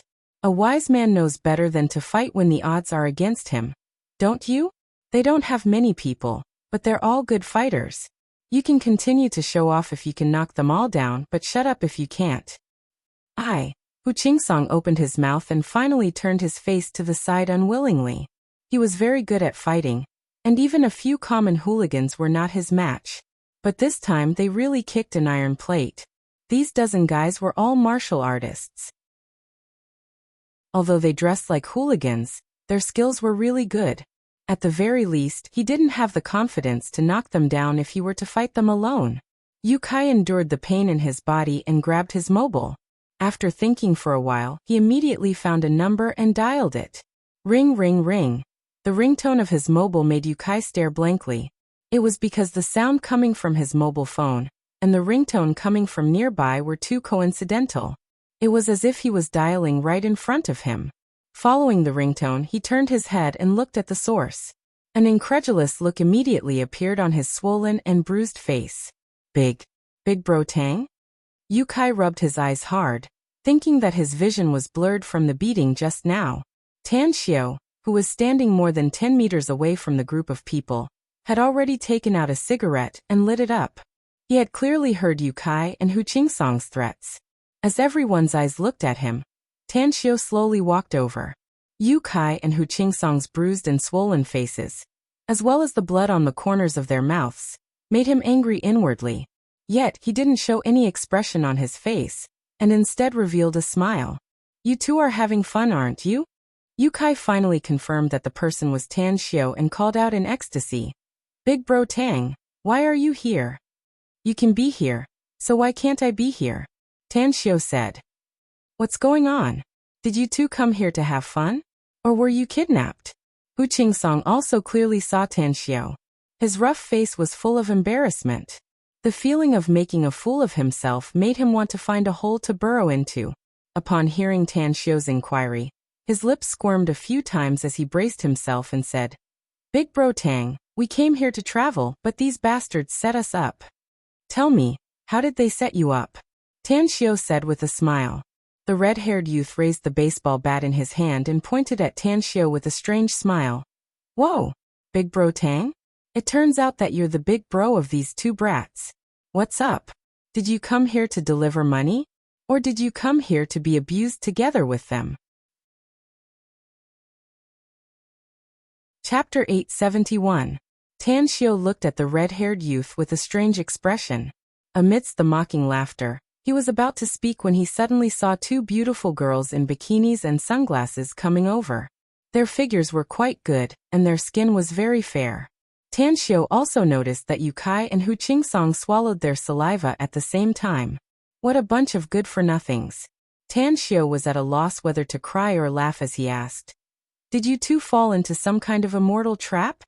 In an instant, Yu Kai and Hu Qingsong blushed at the same time.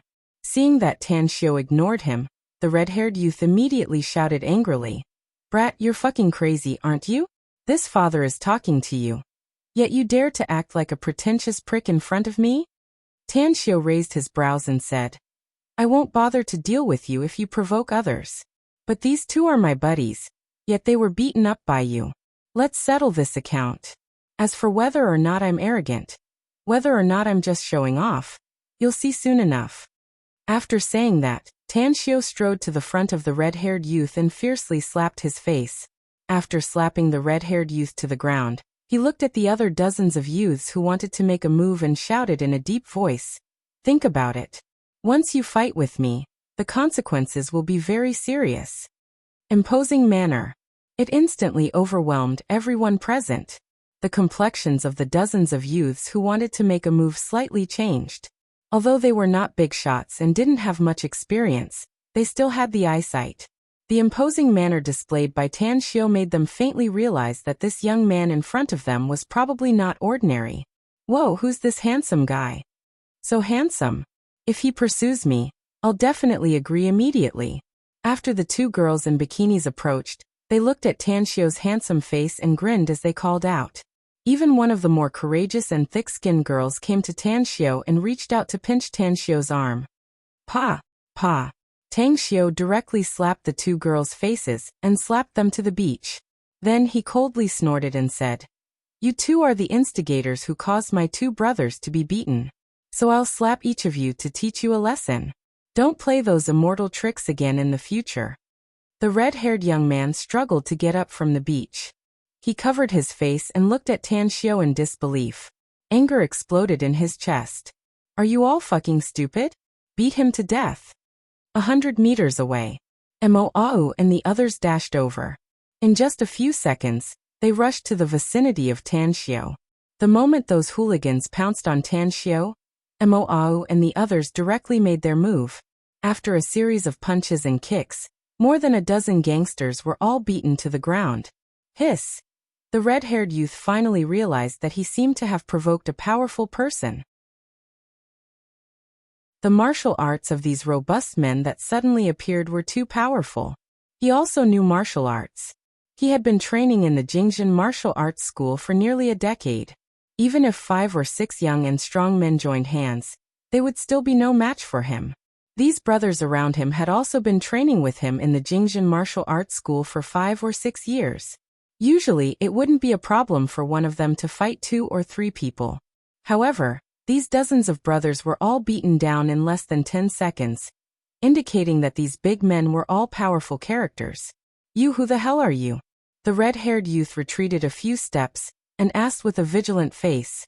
Tan Xiao ignored him and looked at Yu Kai and Hu Qingsong instead, asking, "What do you think we should do next? Should we cripple them? Or should we directly kick them out?" "Beat them up and let us vent our anger," said Yu Kai aloud. Hu Qingsong's expression was a bit strange. After being silent for more than 10 seconds, he reached out to pull Yu Kai, shook his head and said, "Kick them out. This time, we were indeed careless and fell into their tricks. I'll remember today's lesson so that I can be more vigilant in the future." "Yu Kai, there's no need to lower yourself to the same level as these punks," said Tan Xiao with a smile. "Beat them up if you don't like it. I'll break their limbs if they dare to resist." Yu Kai hesitated and looked at Hu Qingsong. Then he shook his head and said with a dry smile, "Forget it. They're just good-for-nothing punks, so I don't feel like bickering with them anymore. But old Hu is right. I won't be blinded by lust if I encounter this kind of situation again in the future." Tan Xiao nodded with a smile. He then looked at the crowd and said, "You heard it. Do you still want money? No, it's all our fault. No, no, no. How can we dare to ask for money? We'll leave right away. More than a dozen punks who had been beaten miserably suddenly struggled to get up from the ground and ran away while talking. The red-haired youth also ran more than 10 meters away. Just when he thought that Tan Xiao and the others couldn't catch up with him, he stopped and turned around, shouting, "Just you wait. I won't be a gentleman if I don't take revenge for this. I'll make you pay for it sooner or later." Mo's expression changed, and he immediately wanted to chase after him. Tan Xiao reached out to stop him and smilingly said, "You're just a kid. After suffering a loss, you'll say some fierce words to save your face, thinking that you can save a lot of face. Just tell him to scram and ignore them." Mo nodded. The two girls who were slapped by Tan Xiao did not run away like the other young punks, nor did they show any anger. Strangely, they looked surprised. After getting up, they stood 7 or 8 meters away from Tan Xiao, as if they were looking at a rare animal. "You two are still young, yet you don't learn good things. You'll only become the vermin of society in the future. Scram. Think about it later, and don't go further down the wrong path." Tan Xiao reprimanded the two girls, and then pulled Hu Qingsong and Yukai away. On the beach, the two girls stared at Tan Xiao's back. Suddenly, one of them shouted, "What's your name, handsome? Do you have a girlfriend or not?" Unfortunately, she didn't get the answer she wanted. They didn't leave until the back of Tan Xiao and the others disappeared on the road in the distance. "Yeah, this is the real handsome. I've thought it through. I'll go back and immediately inform that red-haired guy. I'll firmly draw a line with him in the future. I'm going to embark on a journey to find love. I'm going to pursue that handsome guy." The slightly taller girl clenched her small fist and solemnly vowed. The girl called Yaya shouted, "I want to go with him too. Let's have a fair competition. Whoever can make that handsome guy prostrate himself under her skirt will be his." Deal. Afterward, the two girls scattered their cheerful laughter on the beach and quickly walked toward the two luxury supercars in the parking lot in the distance. On the side of the road in the distance, Chenon Hu watched as the group of people came back. His eyes glanced at Yukai and Hu Qingsong, who were badly beaten, and then landed on Tang Xiao. He strode forward and said with a bit of dissatisfaction, "Tan Xiao, your action just now was too rash. You directly opened the door and rushed out at a speed of about 100 kilometers per hour. What if you got injured?" "I'm fine, Uncle Chen," Tan Xiao said with a smile. "I just saw two brothers being bullied, so I couldn't help but rush over." "Yukai, old Hu, this is Uncle Chen, the big boss of Macau's Dingfeng group." "Hello, Uncle Chen." "I'm Yukai," said Yukai honestly. "Hello, Uncle Chen." "I'm Hu Qingsong," said Hu Qingsong. Chenon Hu nodded. He could naturally see that Yukai and Hu Qingsong were just ordinary people and shouldn't have any martial arts background. However, although their clothes were not branded, they were not children from poor families. "Hello." Chenon Hu nodded and smilingly said, "Did you have a conflict with others? Do you want me to send some people to help you teach those brats a lesson?" "Thanks for your kindness, Uncle Chen." Hu Qingsong shook his head. "Big Bro Tang has just brought some people to beat those guys up, so our anger has been vented." "That's good. Just look for me if you need anything in the future," said Chenon Hu with a smile. Tang Xiao patted their shoulders and smilingly said, "You came to Macau for a vacation, so have a good time and have some fun. However, you're injured these 2 days, so you'd better behave yourself. Do you want to visit Uncle Chen's place with me?" Yukai and Hu Qingsong exchanged glances. Hu Qingsong immediately shook his head and said, "We won't disturb you, Uncle Chen. We'll pay you a visit after our injuries are almost healed. Big Bro Tang, what's your next plan? Do you want to take some time to have some fun with us?" "Nah, I'm not going to have fun with you." Tan Xiao shook his head. "I'll stay in Macau for a day tomorrow, and then go to country tea the day after tomorrow." "That's right. If those people find trouble with you again after I leave, contact Uncle Chen directly. He'll help you solve the problem." "All right. No problem." The two nodded. Tengxia District, Guangzhou Garden, Villa A058. As a row of SUVs parked outside the villa, Tang Yunda, who had been waiting for a long time, hurried out and asked with concern, "How is it? Have you solved the problem with the Zhangs?" Chen Anhu nodded with satisfaction and exclaimed in admiration. Big brother Yunda, I finally understand what you've said before. Asking Tan Xiao for help is the right thing to do. And it's the right thing to do. I, Chen Anhu, have only admired a few people in my life, but now I have to add Tan Xiao to the list. Tang Yunda couldn't help laughing and said, What did he do? Is he worth such a high evaluation from you? You don't know. Chen Anhu sighed. Not only does Tan Xiao have so many powerful subordinates, but he also has amazing martial prowess.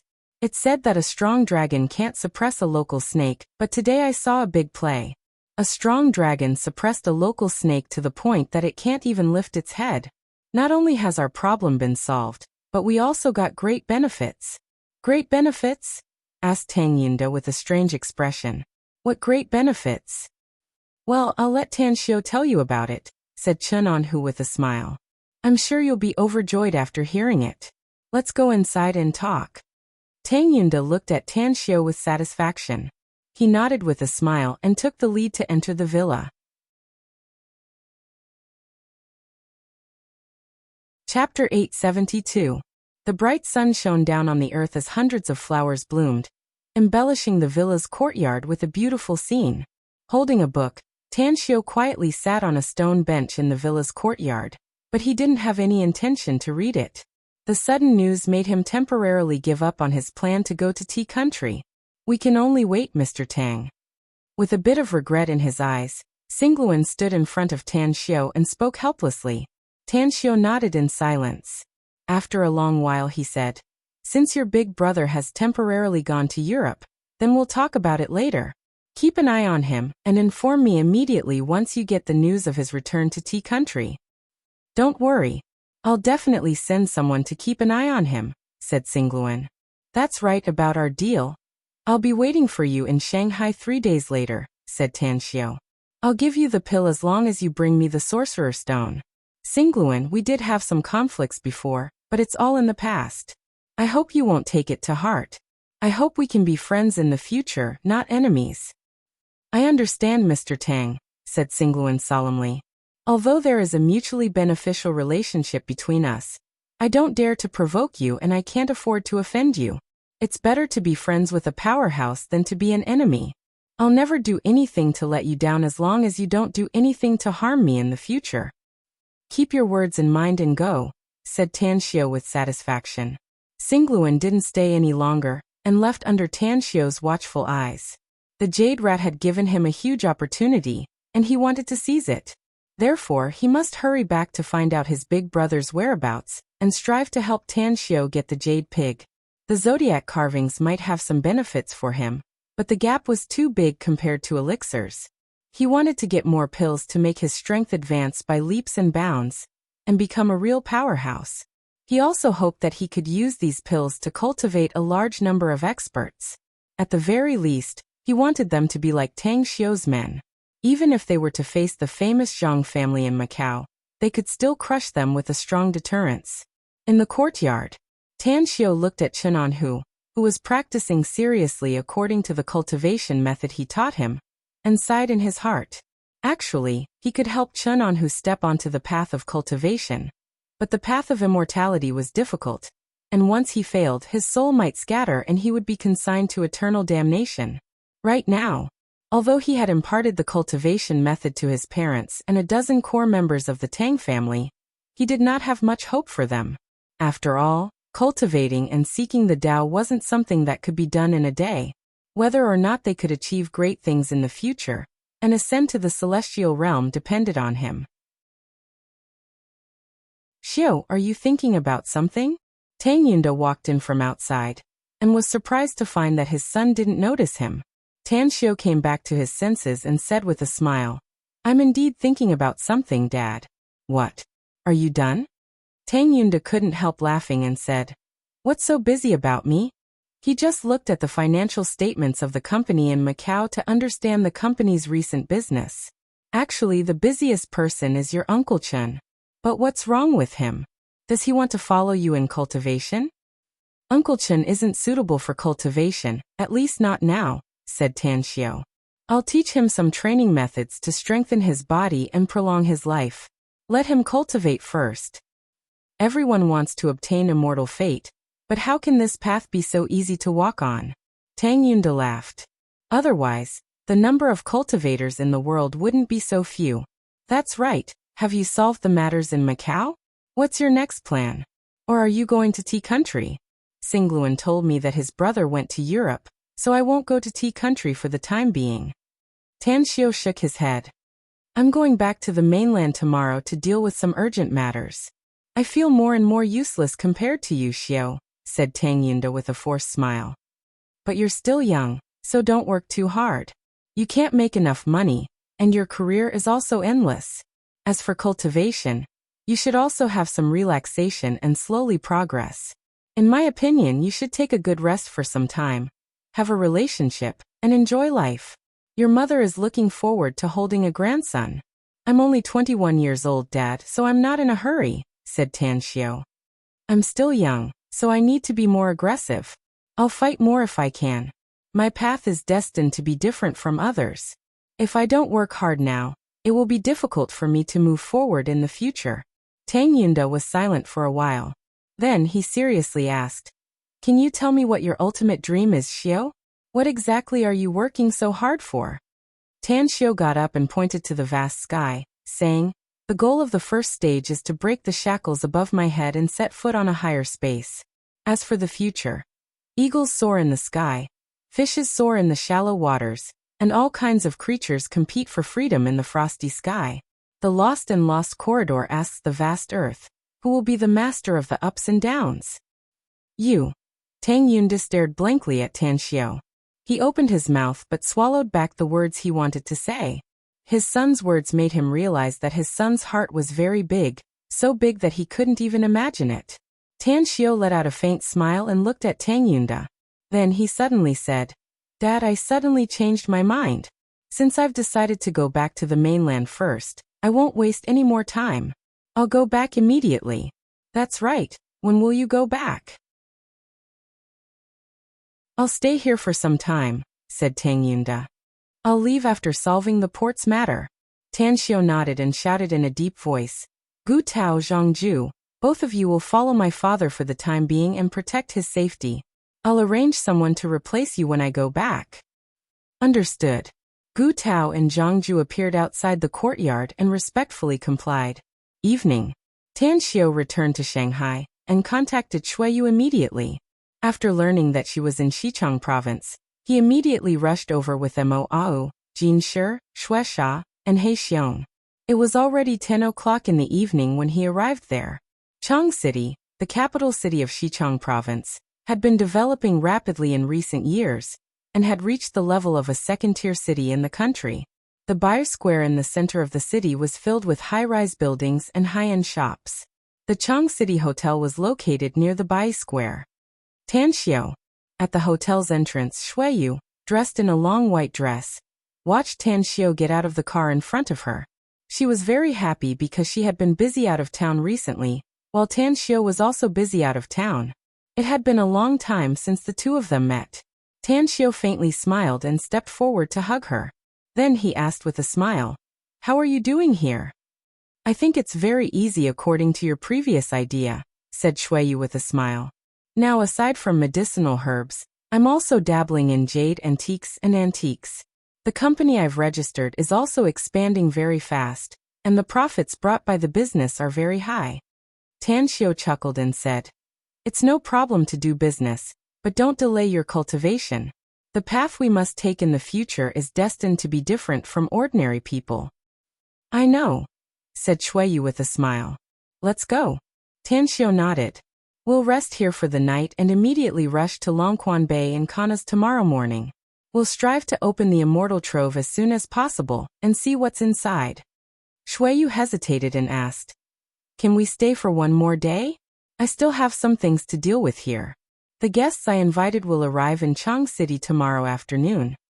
Who are they? Tan Xiao was surprised. There are two of them, said Shuiyu.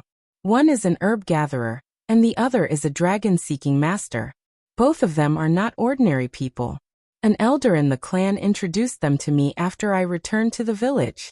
The elder said that if I can get their help, It'll be equal to having my left and right arms in the future. I know about herb gatherers, said Tanxio with a puzzled expression. They're people who make a living by gathering herbs in the mountains. But who are these dragon-seeking masters? I've never heard of them before. While holding Tanxio's arm, Xueyu entered the elevator under the jealous gazes of countless people who looked at Tanxio. Then she said, dragon-seeking masters are actually a kind of feng shui master, who possesses a special method to find dragons and seal acupoints. This kind of people have profound attainments in feng shui, and are best at finding mineral deposits. Rumor has it that this dragon-seeking master has done a lot of sensational things. I won't tell you the specifics, but you can meet him. Is he good at finding mineral deposits? Asked Tanxio with squinted eyes. Of course. He seems to be a world-famous geologist, said Xueyu. Then we'll stay here for one more day. Tanxio nodded and said, All right, let's not talk about this anymore. All right, let's not talk about this anymore. How have you been recently? Are you tired from running around? No, I'm not tired at all. Xueyu smiled and said, It's just that I often feel that I don't have enough funds, so I can't do anything. Tanxio couldn't help laughing and said, If you're short of money, then look for me. Your man lacks everything except money. How about this? I'll transfer 1 billion to you later. Just tell me if it's not enough. Puffed. Along with a burst of laughter, a discordant voice also sounded in the elevator. I've seen people who can brag, but I've never seen anyone who can boast to such a high degree. 1 billion? Why don't you say 10 billion? Tanxio and Xueyu glanced at each other, and then looked at the only outsider in the elevator at the same time. It was a young man in a suit and tie with a briefcase under his elbow. He was the one who just spoke with sarcasm and ridicule. How should I address you, brother? Asked Tanxio with a smile. The young man rolled his eyes and looked like he didn't want to talk to him. However, his eyes swept over Xueyu's snow-white neck and face before he finally said, My surname is Wu and given name is Kuan. I should be a few years older than you, so you won't suffer a loss if you call me brother. Tanxio couldn't help laughing and didn't talk to Wu Kuan again. When the elevator reached the 4th floor, he was pulled by Xueyu to leave the elevator. After passing through a long corridor, they entered a luxurious room. I know that young man, Tanxio. He's a very persistent salesman. He seems to come to this hotel every day to talk about a big business deal, and every day he comes to block a boss. Xueyu gently took off Tanxio's coat and smilingly said,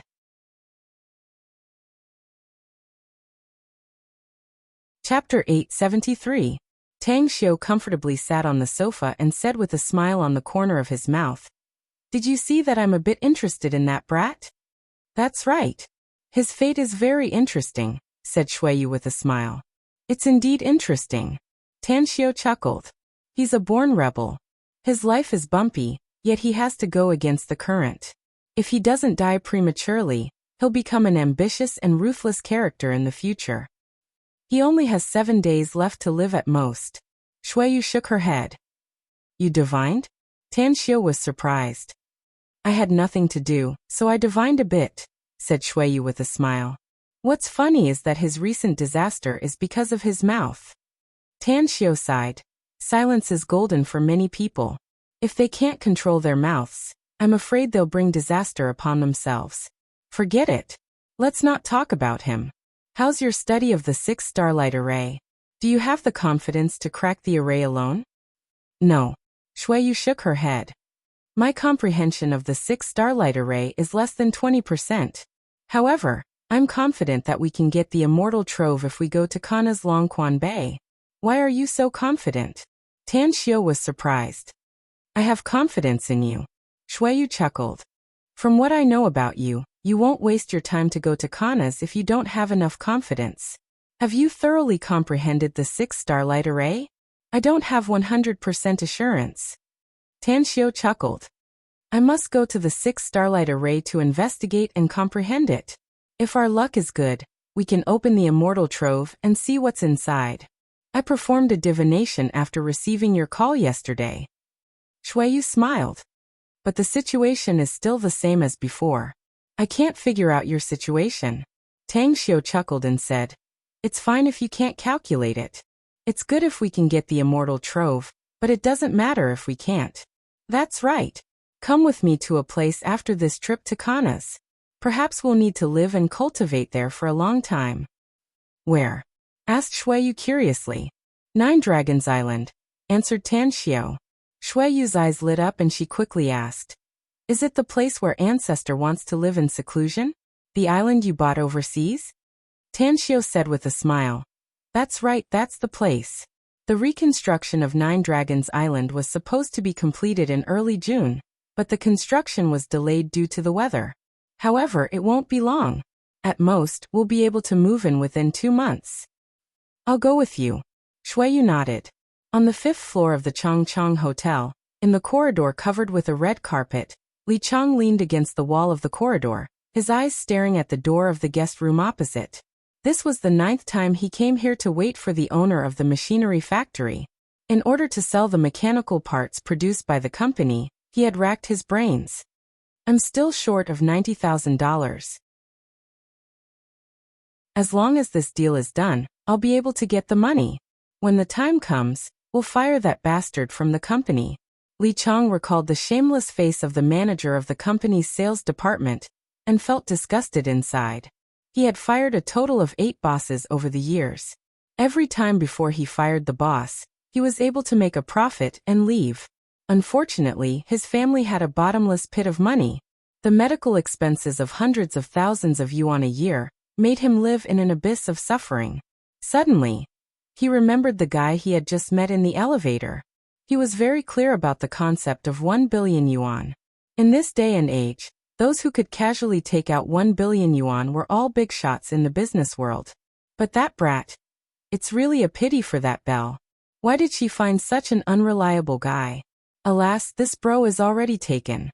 Otherwise, I could have given that Belle a good future. Li Chang smiled.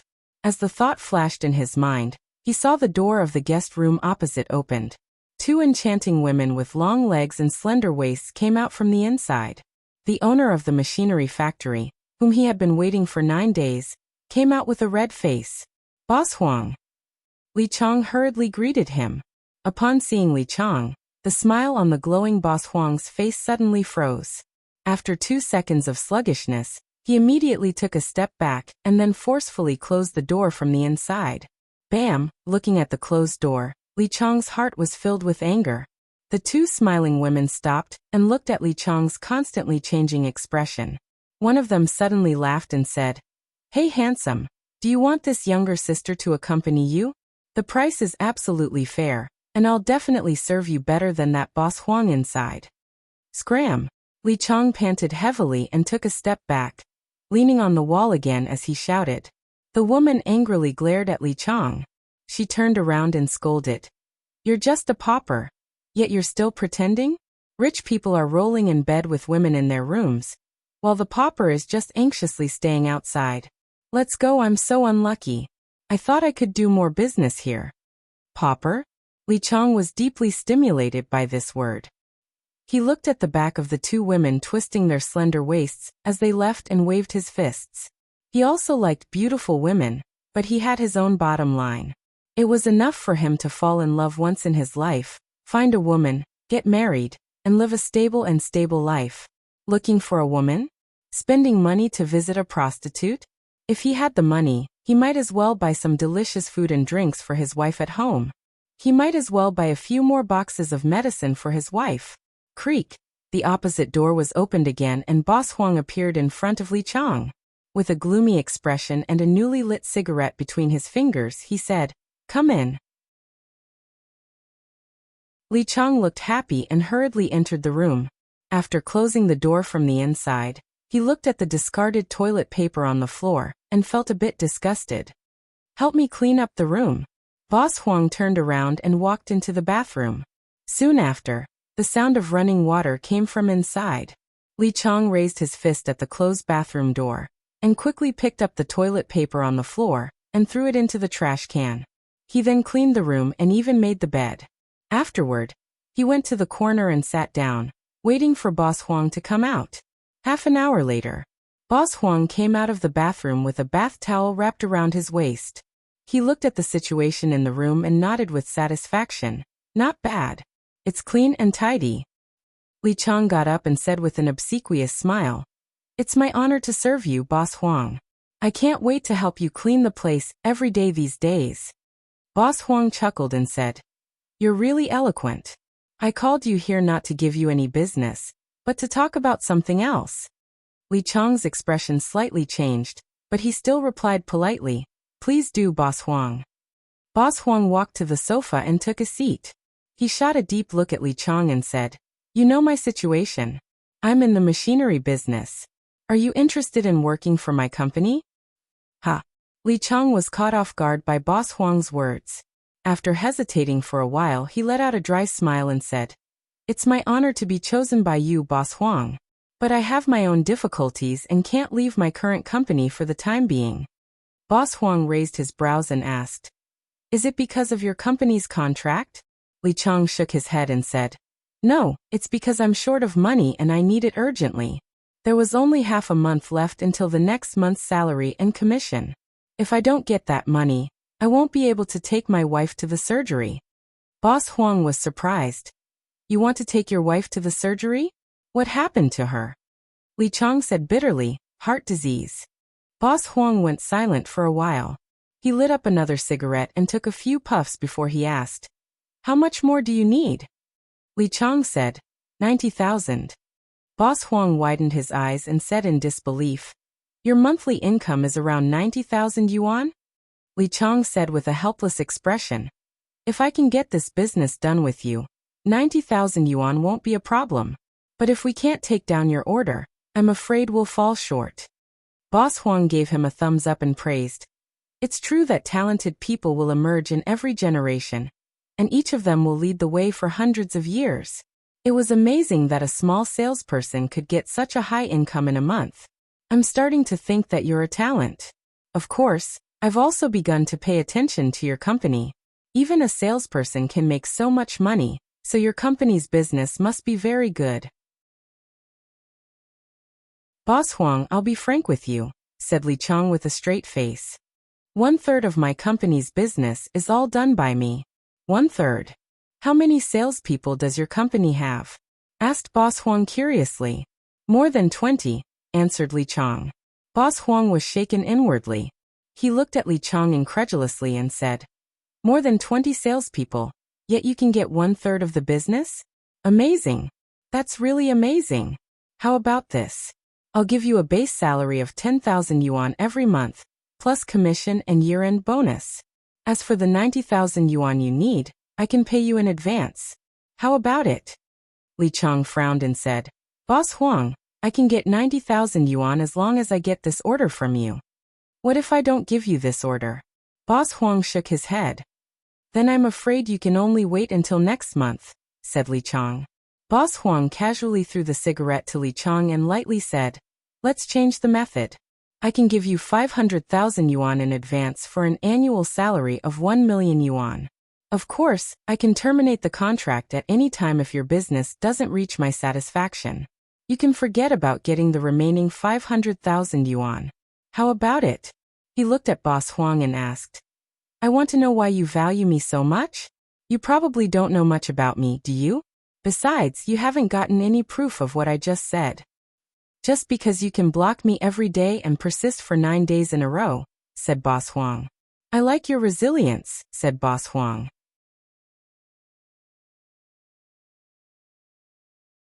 Chapter 874. The morning sun shone on the earth, shining through the gap of the French window, and onto the big Simmons bed. Last night's craziness caused a problem in Tanxio's usually fixed biological clock. He woke up at 10 a.m., and was aroused by the smell of food. "It smells so good." Tanxio propped up his arms and sat up. He looked at the small round table in the room, which was filled with all kinds of delicacies. Shuiyu had changed her clothes, but it was still a long white dress with long black and soft hair draped over her shoulders. Today, she even wore a necklace and earrings, as well as a platinum bracelet on her wrist, making her look even more beautiful and alluring. Shuiyu smiled and said, "You're awake? The waiter just delivered the food, and I went out to buy you some toiletries. Quickly wash up and let's have dinner together." We've been tossing and turning for most of the night last night. I'm so tired that I don't even want to move now.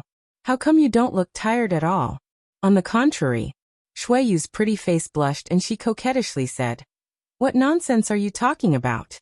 Hurry up and wash up. Tanxiu burst into laughter. He lifted the thin quilt and got off the bed, quickly entering the bathroom. There was a saying from the ancients that there were only exhausted cows, but no land that was badly plowed.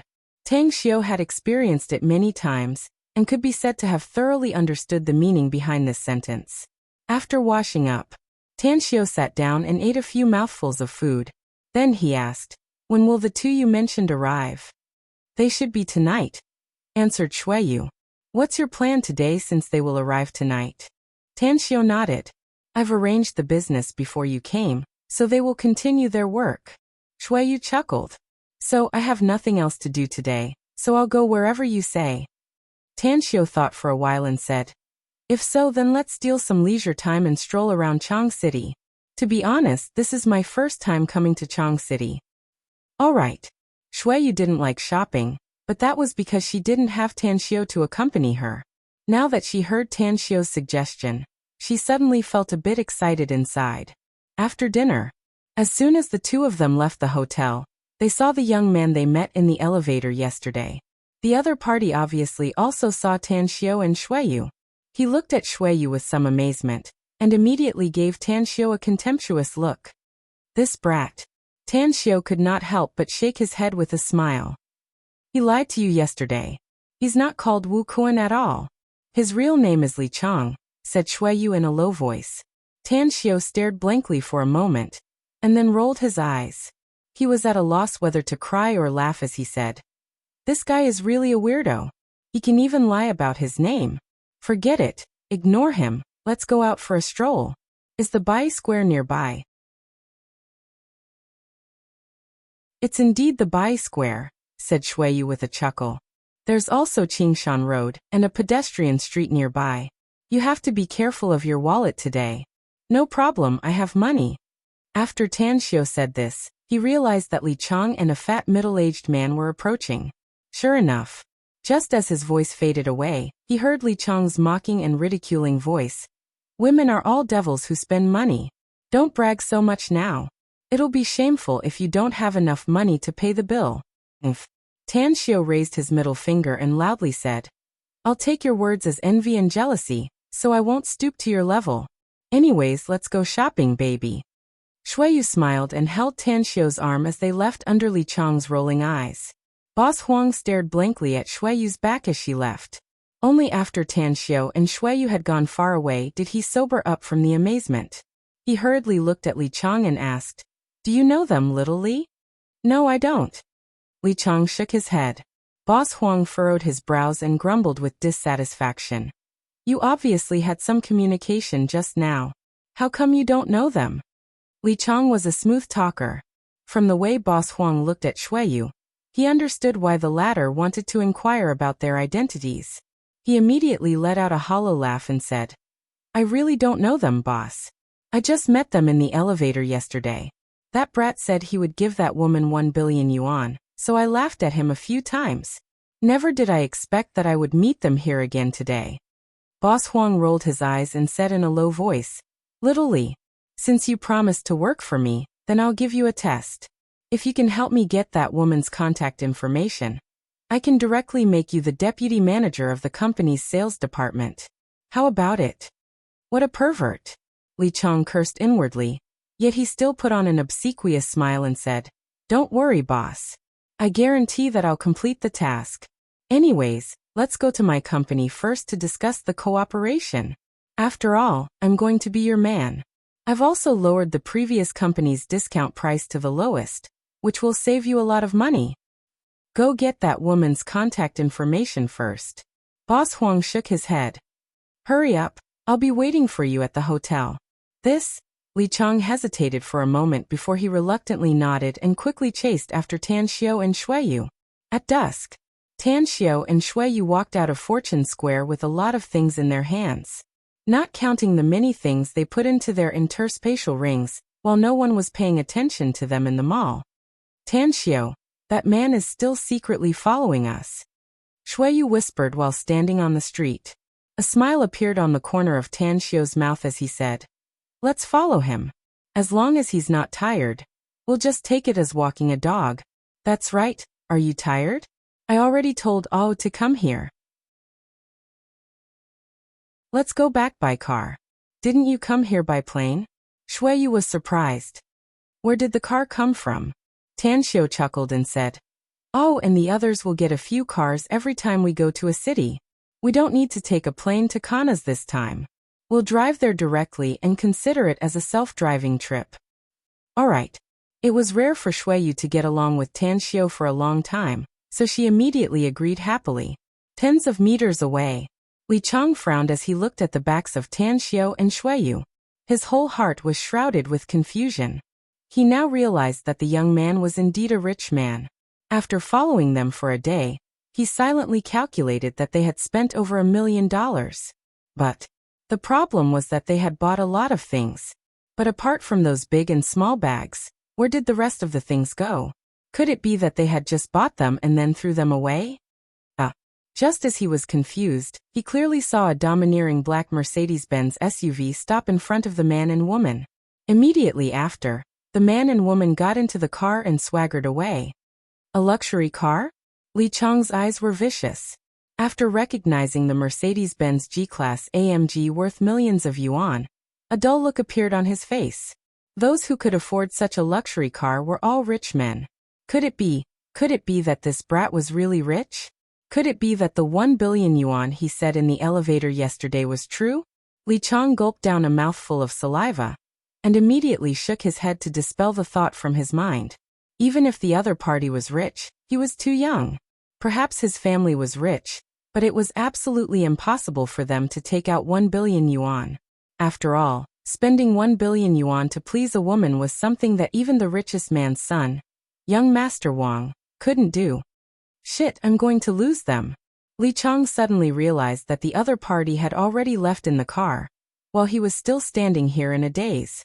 However, he quickly found that the car in front was not fast at all. Its speed was not much faster than an ordinary person's jogging. Chase them. Almost without hesitation, he chased the car in front. Inside the Mercedes-Benz SUV, Shuiyu glanced at the back and immediately said with a smile, "Tan Xiu, I just found out that you're actually so bad. The other party has really caught up with us, but he's relying on his legs to run. I'm afraid he'll be so tired that his legs will cramp when we arrive at the restaurant. He's following us, so I naturally have to cooperate with him," said Tan Xiu with a faint smile. "Else, how can I be worthy of his hard work today? Oh, pay attention to that brat behind us. We don't need to drive slowly if he gets a taxi." "There are very few taxis on this street, boss," said Ao with a strange expression. "Besides, it's rush hour now, so I'm afraid it won't be easy to get one." "It's because it won't be easy. That's why I told you to drive slowly and keep him hanging like this," said Tan Xiu with a smile. "Get him here when we arrive at the place. I want to ask him what's his purpose in following us all day." A few kilometers later, Li Chang, who was sweating profusely and tired to the point that his legs were almost like lead, finally managed to intercept a taxi after looking forward to the stars and the moon. After he got in, he pointed to the Mercedes-Benz G-Class AMG in front and shouted, "Master, help! Help me catch up with that Mercedes-Benz in front." The taxi driver hesitated. Li Chang gasped for a few breaths and said aloud, "I'll pay you. Is 500 yuan enough? I'll add more if it's not enough." It's enough. The taxi driver hurriedly nodded and sped up. However, a minute later, Li Chang suddenly found that the speed of the car in front was also increasing by a lot, almost reaching the critical point of the street speed limit. At this moment, he was smart enough to finally realize that the other party was deliberately making him chase. He was playing with him. "Bastard!" Li Chang clenched his fists and angrily cursed. The taxi driver was stunned. An angry look appeared on his face as he turned to glare at Li Chang and said, "Little brother, what's the matter with you? I've already sped up. Why the hell are you cursing me?" Li Chang's expression turned stiff. He immediately suppressed his anger and helplessly said, I'm not cursing you, master. I'm cursing the people in the Mercedes-Benz in front. That bastard. Forget it. Please help me follow them and see where they are going. The taxi driver's anger dissipated after hearing it. He looked at Li Chang with some sympathy and said, Little brother, did your girlfriend get abducted by the rich man in the car in front? Alas, women these days. They're too damn realistic. I advise you to give up this materialistic woman as soon as possible. Else you'll be cuckolded even if you get married in the future.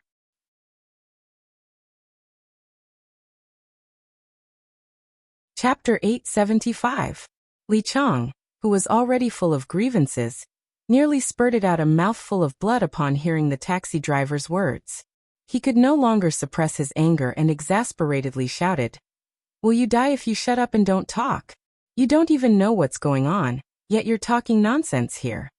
The taxi driver didn't get angry. Instead, he shook his head sympathetically and sighed. All right. I won't talk. It's human nature to be angry when encountering this kind of thing. I've earned your money, so it's fine for you to vent your anger. I won't talk anymore. Li Chang furiously glared at the taxi driver, and then furiously looked at the Mercedes-Benz SUV in front. He wished he could cut that pretentious bastard into pieces. Bowen Restaurant. The restaurant looked very ordinary from the outside. It was a 3-story building with a classical style and a lot of red lanterns. Under the golden signboard, for waitresses in red cheongsams stood on both sides, while several security guards strolled around. Welcome. After Tan Xiu took Shui Yu's hand and got out of the Mercedes-Benz, the waitresses respectfully bowed and greeted them. A woman in her 40s, who was still attractive, hurriedly ran out from the inside. After seeing Tan Xiu and Shui Yu, she hesitated for a moment before her eyes fell on Shui Yu and asked, Are you Miss Shui? That's me. Shui Yu nodded. The woman hurriedly took out 2 name cards and handed them to Shui Yu and Tan Xiu, saying, Welcome both of you. I'm the manager of this restaurant. You can call me Manager Hu. Elder Chang and Elder Bao have arrived, and are waiting in the VIP lounge. Do you know Chang Pinggui and Bao Enel? Shui Yu was surprised. They are our restaurant's distinguished guests. They come to Chang City every 2 years and solve their food problems here, said Manager Hu. Also, my husband is Elder Chang's disciple. Your husband is also an herb gatherer? Shui Yu was surprised. Manager Hu's expression slightly changed and became more respectful. She nodded and said, Yes, my husband is indeed an herb gatherer. Lead the way then. Shui Yu nodded. Quickly. Under the guidance of Manager Hu, Tan Xiu and Shui Yu arrived at the VIP lounge on the 3rd floor. To their surprise, there were a few other people in the VIP lounge other than the 2 old men. One of them was a skinny middle-aged man who stood obediently behind the 2 old men. The other 2 were an old lady with a head full of white hair and a handsome young man. The handsome young man exclaimed in surprise when he saw Tan Xiu and Shui Yu coming in. However, his expression turned a bit unsightly as he strode towards Tan Xiu and Shui Yu. With an overbearing manner, he looked at Shui Yu and asked loudly, Who is he, Shui Yu? Tan Xiu shot a strange look at Shui Yu and smilingly asked, Do you know him? Shui Yu just glanced at the handsome young man and lightly said, I know, but I'm not familiar with him. The handsome young man's face turned dark and he angrily said, I've been pursuing you for a while, Shui Yu. How can you say that we're not familiar? Boy, who are you? Let go of Shui Yu, else don't blame me for being impolite. Tan Xiu couldn't help laughing and said, I see. You should be one of Shui Yu's pursuers, right? It's no wonder though. This woman of mine is as beautiful as a fairy, so the number of men pursuing her is as many as the carps crossing the river. All right, don't threaten me like a child. Even if you shout yourself hoarse, it won't change the fact that she's my woman. Shui Yu seemed to be very happy that Tan Xiu admitted that she was his woman in front of others. A smile appeared on her beautiful face as she softly said, He's right. He's my only man. So, Mr. Liu, please conduct yourself with dignity and don't pester me anymore. The handsome young man looked at Shui Yu and Tan Xiu with disbelief. Just as he was about to speak loudly, the white-haired old lady shouted in a deep voice, Little Meng, come back. The handsome young man opened his mouth, but he seemed to be afraid of the white-haired old lady. He angrily glared at Tan Xiao before he turned around and walked to the white-haired old lady's side and sat down. Shui Yu and Tan Xiao came to the front of them and watched the two old men get up from the sofa. Then he lightly smiled and said, "You two must be the herb gatherer, Elder Chang, and the dragon-seeking master, Bao Anil, right? I'm Shui Yu, and this is my man Tan Xiao." Chang Pinggui and Bao Anil exchanged glances and immediately nodded to Shui Yu in a friendly manner. Their eyes then landed on Tan Xiao. "This little brother Tang, you look a bit familiar, no? Have we met somewhere before?" Chang Pinggui curiously asked. "Fortunately, Elder Chang, you're not a woman," Tan Xiao said with a smile. "Else I would have thought that I'm too handsome, so some girls are finding excuses to hit on me. I'm sure this is the first time we've met. Also, let me introduce myself. I'm Tan Xiao from the Magnificent Tang Corporation." The Magnificent Tang Corporation? Chang Pinggui stared blankly for a moment. His eyes suddenly turned saucer with disbelief. Even his body trembled a few times as he said with a trembling voice, You're the famous young divine Dr. Tan Xiao in the Chinese medicine circle? The Magnificent Tang Corporation's big boss? I never thought that Elder Chang would have heard of me. This junior is truly honored," Tan Xiao said with a smile. Upon hearing Tan Xiao's acknowledgement, Chang Pinggui immediately rubbed his hands excitedly and said, "You're flattering me. It's my honor to be able to meet Tang. Divine Dr. Tang." There was no one in the country who didn't know about the famous young divine doctor, Tang Xiao. "We herb gatherers are the ones who want to know you the most, Divine Dr. Tang. We hope that we can collect precious herbs and use you to cure illnesses and save lives." Bao Anil also looked surprised. He looked at Tan Xiao and said, "I've also heard of the young divine Dr. Tan Xiao's great name. It's really better to see it once than to hear it 100 times. You're really a young talent and amazing. It's no wonder that the venerable successor has fallen in love with you." "Are you talking about the old blind Elder Bao?" Tan Xiao said with a smile.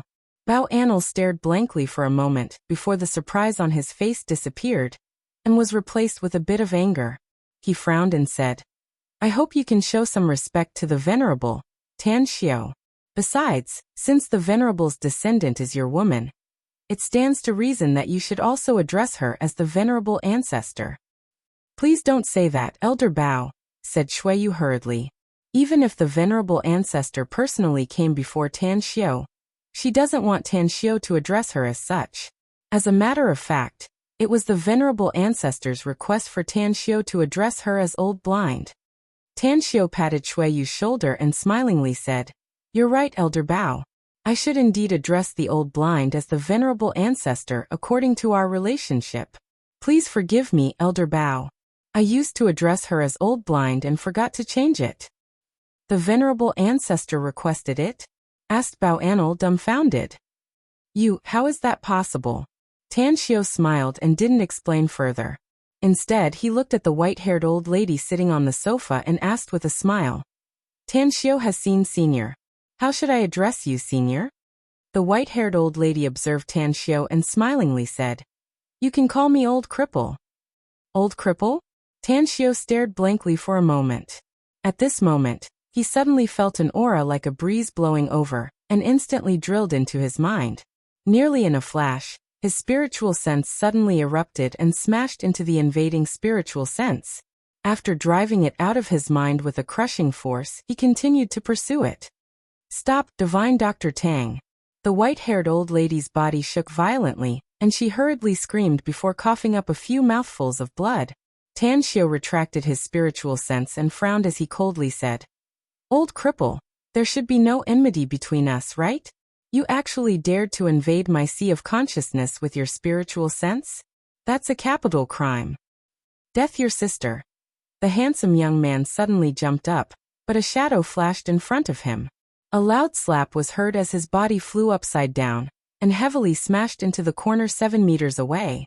Tan Xiao returned to his original spot and indifferently said, "Be careful with your words." The white-haired old lady stared at Tan Xiao in disbelief. She tremblingly got up and limped a few steps toward Tan Xiao. Then she respectfully said, "This old cripple has no intention to offend you. I just felt that someone who can make that old blind appreciate must be extraordinary, so I rashly probed you. I hope divine Dr. Tang won't blame me for it. Tan Xiao coldly snorted and said, if I hadn't found that you didn't have any malice, I'm afraid your body and soul would have perished by now. Remember, don't easily probe others in the future, else no one can guarantee that the other party will be as soft-hearted as me. Understood. This old cripple will bear that in mind. The white-haired old lady hurriedly nodded, and replied with a look of panic on her face. The unforeseen event in front of them made Chang Pingui and Bao Anil dumbfounded with shock written all over their faces. Even the middle-aged man behind them was directly dumbfounded. Could it be that he's a cultivator? Chang Pingui and Bao Anil exchanged glances with monstrous waves surging inside their hearts. Tan Xiao didn't want to get entangled with the white-haired old lady and indifferently said, take care of your junior. Don't blame me for turning hostile if he dares to talk nonsense again. Don't worry. I guarantee that he won't say another word, said the white-haired old lady hurriedly. Grandma. The handsome young man crawled up from the corner with difficulty and shouted while covering his face. Shut up. Else I'll cripple you and expel you from the family, shouted the white-haired old lady angrily. The handsome young man's breathing stagnated, and he immediately looked frightened. However, there was a bit of resentment in his eyes when he looked at Tan Xiao. BM. The VIP lounge's door was slammed open and Li Chang rushed in from the outside with a furious face. He glared at Tan Xiao and shouted, you bastard! You deliberately played me. Upon seeing Li Chang, Tan Xiao immediately looked interested. He walked to the sofa and sat down. He then crossed his legs and smilingly said, please take a seat first, everyone. After saying that, he then looked at Li Chang and smilingly asked, tell me, how did I play you? Let's make it clear. Don't blame me for tidying you up if you can't tell me the truth. You deliberately let the car. As the words came out, Li Chang was dumbfounded and froze on the spot like a fossil.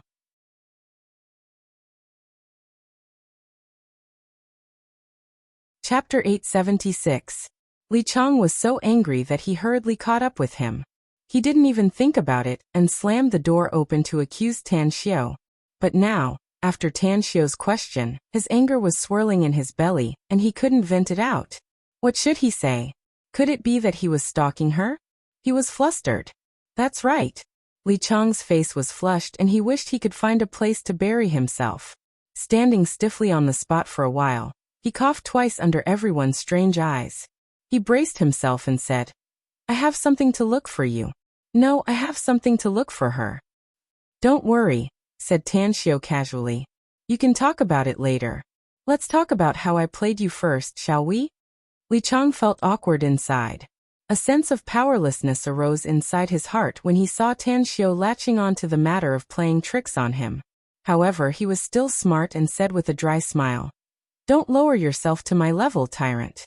The reason why I said that to you was to find a reason for myself to come in. I'm looking for this, your woman. I really have something to discuss. Tan Xiao waved his hand and smilingly said, this reason may be far-fetched, but I can reluctantly accept it. Say it. Why are you looking for you? Don't tell me you want to pursue her. Else I don't mind beating someone up and making you kneel and vomit blood. Someone? Li Chang stared blankly for a moment. He then saw a handsome young man with a red and swollen face and bloodstains on the corner of his mouth. His heart suddenly quivered. He had seen the character of a playboy. Many of the second generations of rich and officials all had this kind of common problem. He was just doing it for the sake of business. He didn't want the business to fail and get beaten up. Brother, if I remember correctly, you're called Tan Xiao, right? Tang of the magnificent Tang Corporation. Xiao as in self-cultivation, right? This name is really great. At first glance, I can tell that you're a cultured and handsome man. Actually, I'm looking for this, your woman, because I know someone covets her beauty and wants to do something bad to her. I'm actually doing this out of good intentions.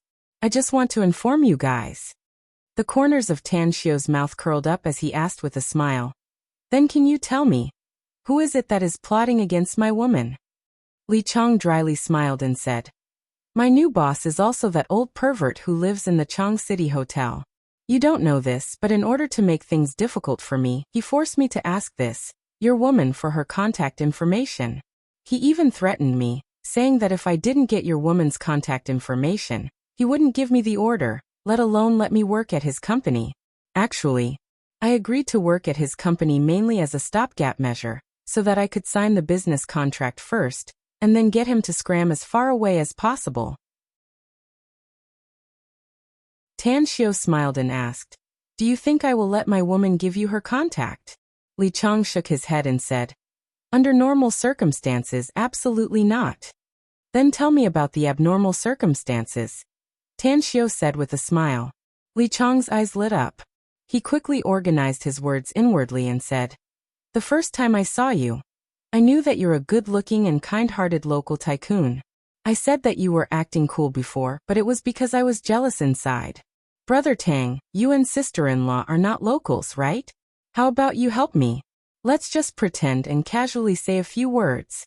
After I sign the contract and get the high commission, I'll be the host and treat you and sister-in-law to a big meal. I can even be your tour guide to stroll around Chang City, enjoying the good mountains, rivers, and scenery, as well as feeling the good people, good deeds, and good customs here." Shui Yu couldn't help but burst into laughter. She smiled and touched Tan Xiao's arm, saying, "I think I can help." Tan Xiao nodded with a smile and said, "You're quite eloquent and smart. It should be the 9th time if he changes jobs, right?" "It should be the 9th time if he really wants to go to a new company," said Shui Yu with a smile. "You're Li Chang, right?" Tan Xiao said with satisfaction. "It's not like I can't help you, but I have a condition. If you can promise me, we'll go back to the hotel together later." "What condition do you have, brother?" asked Li Chang cautiously. "Agree to work for the other party's company," Tan Xiao said with a smile.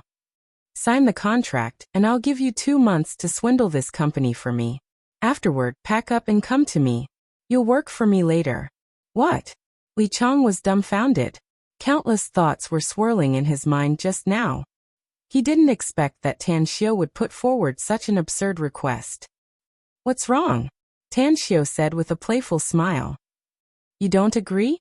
Li Chang probed. "Brother, serving you and working for you is just a trifling matter. It's just that I don't get it. Why do you want me to change jobs to a new company? And you want to swindle the other party? Is it because the other party has ideas about sister-in-law and you're angry?" "There are many men in the world who have ideas about my woman," Tan Xiao said with a smile.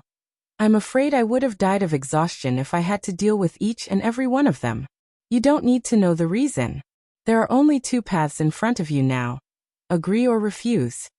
Li Chang hesitated for a while and asked, "What business do you do, brother?"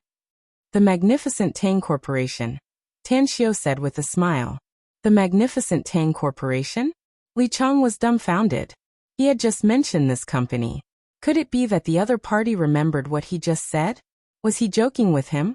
Tan Xiao seemed to have seen through Li Chang's mind and said with a smile, "Don't let your imagination run wild.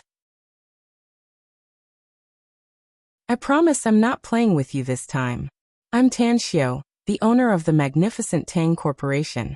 If you agree and can swindle the new company miserably in 2 months, then I welcome you to join my company." Li Chang quickly grabbed his mobile and searched the name, Tan Xiao, on the internet. Soon he found countless news reports about Tan Xiao, as well as Tan Xiao's photos. Heavens! It's really him? Li Chang gulped down his saliva and looked up with a dumbfounded expression. It took him a long time to suppress the shock and said with a bit of flattery, "Tang, brother, you're such a big shot, yet you're actually interested in an ordinary small fry like me?" "It's my business whether I like you or not," said Tan Xiao with a smile. "Whether you agree or not, it's your business. All right, I've said what I need to say, so it's your turn now. However, you need to remember one thing. If you promise me today and go back on your words, I'm afraid you'll end up very miserably. It'll be so miserably that you can't even imagine it." Li Chang hesitated. He originally planned to collect enough money to do a small business after his wife's operation, and strive to expand his business, and become a boss in the future. But it was the Magnificent Tang Corporation. Not only was it the company with the fastest development in the business world, but it also had a huge space for breakthroughs in the future. He even dared to pat his chest and guarantee that if Tanxiu wanted to, the magnificent Tang Corporation would go out of the country and expand its business all over the world. It would definitely become one of the world's top 500 companies in the future. No, it wouldn't be a problem for it to become one of the world's top 100 companies. Li Chang eagerly looked at Tanxiu and asked, "Brother Tang, what arrangement will you have for me if I join the magnificent Tang Corporation?" "You'll start from the bottom first," said Tanxiu with a smile. Li Chang's heart sank. "You'll be the deputy sales manager of the magnificent Tang Corporation first," continued Tanxiu. "Perhaps you'll have the opportunity to be the general sales manager of all the products of the magnificent Tang Corporation when your qualifications and abilities are higher." "I agree." Li Chang's heart was stirred up again as he replied with a resolute and decisive tone. Tanxiu nodded with satisfaction and waved his hand. "Go to the side and wait. We still have something to deal with here. Shuiyu, I'll leave this place to you." Shuiyu let out a faint smile and looked at Chang Pinggui and Bao Anil, who had a strange expression on their faces. She then said with a smile, "Elder Chang, Elder Bao, I'm sure both of you are aware of the reason why I invited you here. As the things I do get bigger and bigger, I need more and more people with abilities. One of you is a famous herb gatherer in the Chinese medicine field, while the other is a famous dragon-seeking master in the feng shui field. If you can promise to help me, I'll give you any conditions you want." The main reason why Chang Pinggui and Bao Anil came to Chang City this time was to see the descendants of the legendary celestial immortal. They also wanted to get a chance to see that celestial immortal. They were, after all, old people and didn't need many things. Money, power, and beauty were not attractive to them at all. Therefore, they didn't come here to work for Shuiyu at all. Upon seeing their expressions, Tanxiu realized that they didn't want to agree. After giving it a thought, he said, "If you two agree, then I'll give you a good fortune." Chang Pinggui and Bao Anil exchanged glances. Then Bao Anil immediately asked, "What good fortune?" Tanxiu pointed to the white-haired old lady and said, "The good fortune I'll give you is definitely not lower than her achievements. As for the higher level, you'll need to work hard on your own." Bao Anil's body shook and he hurriedly asked, "You mean?" Tanxiu raised his hand to interrupt him and lightly said, "It's best if you understand and don't say it out loud." Chang Pinggui and Bao Anil were ecstatic. They had guessed Tanxiu's identity from the invisible exchange between Tanxiu and the Lu family's ancestor, Yangshi. They naturally didn't want to miss such an opportunity at this moment. Nearly at the same time, the two quickly nodded in agreement. Yangshi stared at Chang Pinggui and Bao Anil in a daze, and envy filled her heart. Others might not be aware of how powerful Tanxiu was, but she was perfectly aware of it. She had just used her spiritual sense to peep at Tanxiu, and felt Tanxiu's powerful spiritual sense that suffocated her. Furthermore, Chang Pinggui and Bao Anil were now nearly 60 years old. Yet Tanxiu dared to guarantee that they would be stronger than her in the future. This showed that Tanxiu was absolutely unfathomable. If he was able to obtain this opportunity, then he would be thinking up to their divine Dr. Tang. If I also want to work for you for your woman, do you think I can go to the next level?" asked Yangshi hurriedly.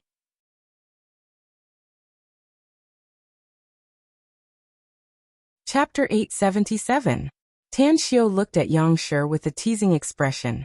This old lady was at least 100 years old, yet she actually wanted to go a step further. It was indeed a rare thing. However, he didn't rush to refuse and instead lightly said, "If my guess is correct, you have a big family behind you, right? Give me 3 days. I'll be alone in 3 days without any worries," said Yangshi immediately after hearing it. Tanxiu fell into silence. Yangshi's persistence and firmness touched his heart. When he was in the immortal world, he had encountered countless cultivators and immortals who abandoned their families and businesses for the sake of cultivation and becoming stronger. The great Tao was ruthless.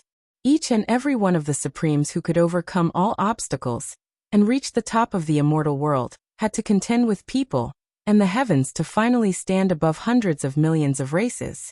Tanxiu looked at Shuiyu and asked, "Will you accept it or not?" Shuiyu didn't immediately answer Tan Xiu's question, but looked at Yang Shi and asked, "Can you tell me what you know?" "I know Chinese medicine, and I have no problem with medicinal herbs. I also know feng shui, and am very good at finding dragon acupoints. I also have a deep understanding of antiques and antiques. As for other aspects, I know a lot of things. I even have a superficial understanding of your heavenly mystery clan's divination technique. Do you know my ancestor?" asked Shuiyu. "You should have heard of China's four imperfections: old blind, old cripple, old deaf, and old mute." Yang Shi nodded. "Your ancestor is called Old Blind, and I'm Old Cripple." Shuiyu's spirit was shaken, but then she forced a smile and said, "Senior, you and my ancestor are of the same generation. How could I dare?" Yang Shi interrupted Shuiyu and seriously said, "I finally understand why that Old Blind has an intersection with divine Dr. Tang. Moreover, it's because of you that they have such a deep relationship. She played her cards well, but it's a pity that I don't have an outstanding descendant like you. The great Tao is ruthless, and it's all about competition. As long as I can fight for the present opportunity, I can go further and fly higher in the future." Shuiyu did not speak again. Instead, she turned to Tan Xiu and nodded. Tan Xiu said with a smile, "If that's the case, then you can help Elder Chang and Elder Bao take care of Shuiyu's business first. If you can really cut off your worldly worries and make some achievements, no matter how great Old Blind's achievements are in the future, you won't be any worse than her." "Good, good, good." Madame Yang's aged face was filled with excitement as she said good 3 times in a row. The handsome young man Lu Meng had a shocked expression on his face. Never in his wildest dreams would he have thought that his grandmother would lower herself to work for someone else. One should know that his grandmother was known as the ancestor of the Lu family. Her status in the family was absolutely the highest. Even his father, the Lu family head, was exceptionally obedient in front of his grandmother. It could be said, Grandmother Yang was the pillar of the Lu family. If she left the Lu family, the entire family would lose its backbone. "Grandma, think twice." Lu Meng dashed to the front of the sofa with a pleading look in his eyes. Madame Yang looked at Lu Meng dotingly and shook her head. "I've been married to the Lu family for 80 years. All these years, the Lu family has many children and grandchildren. I've been in control of the Lu family for 60 years and brought the small family to become the first family in the entire Chang city. I've done everything I can, and the Lu family will need to rely on the descendants in the future. It's time for me to pursue my dream and walk the path that belongs to me." "Grandma." Lu Meng's heart sank to the bottom of the valley. Madame Yang shook her head and got up. She then looked at Tan Xiu and Shuiyu and said, "Divine Dr. Tang, Boss Shui, I'm going to deal with the Lu family's affairs first. I'll find little Chang and little Bao within 3 days." "All right." Tan Xiu, Shuiyu, and the others got up and watched Madame Yang and Lu Meng leave. Tan Xiu then looked at Chang Pingui and Bao Anil and said, "I won't be accompanying you for dinner. I'm afraid Shuiyu has something to tell you, so let her accompany you." "All right." Chang Pingui and Bao Anil nodded with a smile. A few minutes later, Tan Xiu left the restaurant with Li Chang. After coming to the street outside, he didn't call Mo to pick him up. Instead, he took out a cigarette and lit it up. Then he threw the rest to Li Chang and said, "Since you're a local, why don't you take me for a stroll? I want to try the delicacies in Chang City." Li Chang rolled his eyes and said in a low voice, "I know a very good agricola, Brother Tang. The game there is absolutely delicious. But the price is very expensive. Is it far from here?" Tan Xiu asked with a smile. "It'll take more than half an hour to drive there," answered Li Chang. After smoking the cigarette, Tan Xiu called Mo to drive the car over and said, "Li Chang, give the directions to the agricola you mentioned." Green Lake Agricola. The lakeside was surrounded by green hills, with antique red lanterns hanging high. The antique buildings made the night here very beautiful. Many guests were walking in the long corridor, while waiters carrying trays shuttled back and forth between the rooms, leaving behind a tempting aroma of food. Strange. The Mercedes-Benz SUV was parked in the parking lot of Green Lake Agricola. Just as Tan Xiu stepped out of the car, a bit of surprise could be seen in his eyes. He faintly felt that there was something wrong with the environment here. This seemingly beautiful place seemed to be hiding a hidden killing intent. "What's strange, cousin brother?" asked Li Chang, confused. "It's nothing. Lead the way." Tan Xiu retracted his gaze from the distance and shook his head. Suppressing his confusion, Li Chang took Tan Xiu and walked more than 10 meters away. Then he suddenly asked, "Cousin brother, does that big brother who's driving not eat?" "They can solve the problem of eating and drinking by themselves," said Tan Xiu with a faint smile. "Them?" Li Chang stared blankly and keenly caught the word. In a flash, his eyes shifted to the distance and found that another car was slowly approaching at this moment. Although he was not a big shot, he had heard that many bodyguards wouldn't appear at the side of their protectors and would hide nearby instead. The one in that car should be the bodyguard who followed them, right? Truly worthy of being the big boss of the magnificent Tang Corporation. Li Chang sighed inwardly and led Tan Xiu into the antique building. At the reception desk, with an awkward expression, Li Chang looked at the expressionless middle-aged woman in front of him and helplessly said, "Manager Wang, can you think of a way? We've come here, so you should arrange a place for us to eat, no?" "We really can't." Manager Wang shook her head and said, "Except for 2 boxes that have been booked by others, all the other boxes are full. You can either wait here, or find another place to eat." Li Chang turned to look at Tan Xiu and helplessly said, "Brother Tang, you see? You're Manager Wang, right?" Tan Xiu chuckled. "My family is also in the food and beverage business, so I'm very familiar with the situation of each restaurant. If my guess is correct, you should have reserved boxes here in case some big shots come and you don't have a place. You should have at least 2 of these reserved boxes, right?" A surprised look flashed in Manager Wang's eyes as she stared at Tan Xiu, as though wanting to see what made Tan Xiu different from others. "I just want to have a quiet dinner and taste the most famous Agricola delicacies in Chang City," said Tan Xiu again. "I hope you can give us a box. Of course, don't tell me that you don't have any. If I really insist on having a meal here, I have a way to ask your boss to come out and arrange it." Manager Wang's expression moved and asked, "How should I address you, sir?" "My surname is Tang," answered Tan Xiu. "You're right, Mr. Tang." Manager Wang nodded and said, "We do have 2 reserved boxes here, but I don't have the right to arrange the guests. Why don't you wait for a while? I'll report it to my boss." "Is it necessary?" asked Tan Xiu. "It's just a box. Our remaining 2 boxes are very special," said Manager Wang. "All right. Let's hope it's quick," said Tan Xiu. In a VIP lounge in the deepest part of Green Lake Agricola, the owner, Song Donglai, was accompanying 2 guests. These 2 were his life and death friends, and were also very powerful figures in the country. "Old Ao, you called me before you came here. You said that you want to bring the Kruger python here, and arrange the blood python array here. Is it true?" Song Donglai looked at the 2 men, and asked with a solemn expression. Ao Wei, who looked to be in his 40s and exuded a calm aura, nodded and said, "That's right. We've actually brought the Kruger python here, and put it in the lake outside. As long as you agree, we can arrange the blood python array tomorrow night." "The trucks carrying the jade will arrive early tomorrow morning," said Gong Quan. Song Donglai stroked his chin. His eyes flickered as he pondered. After a long while he slowly said, "The Kruger python and the jade are not enough to arrange the blood python array. We also need 18 living people as blood sacrifices. Where are we going to find 18 living people?" "The 2 of us sent someone to spread the news before we came here," said Ao Wei in a deep voice. "The Lien family should have heard about it by now, so I'm afraid they've already sent their people here. In the past, us 3 brothers killed a lot of their people to prevent them from using the plague virus to harm others. All these years, the Liens have been tracking us and looking for us to take revenge. I don't think they'll let go of this opportunity."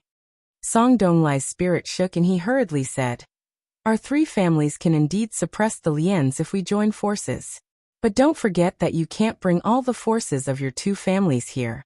I was also punished by my family for what happened in the past, so the power I have now is only the men I've trained over the years. How are we going to stop the Liens if they launch a large-scale attack?" "I've considered this issue, so I invited a friend," said Ao Wei. Our odds of winning will be greatly increased as long as he can arrive in time tomorrow. Who is it? Asked Song Donglai hurriedly. Han Sun, answered Aoi. The traitor of the Han family? Exclaimed Song Donglai. A lunatic who suffered a cultivation deviation? Did you eat a bear's heart or a leopard's gall? How dare you invite him?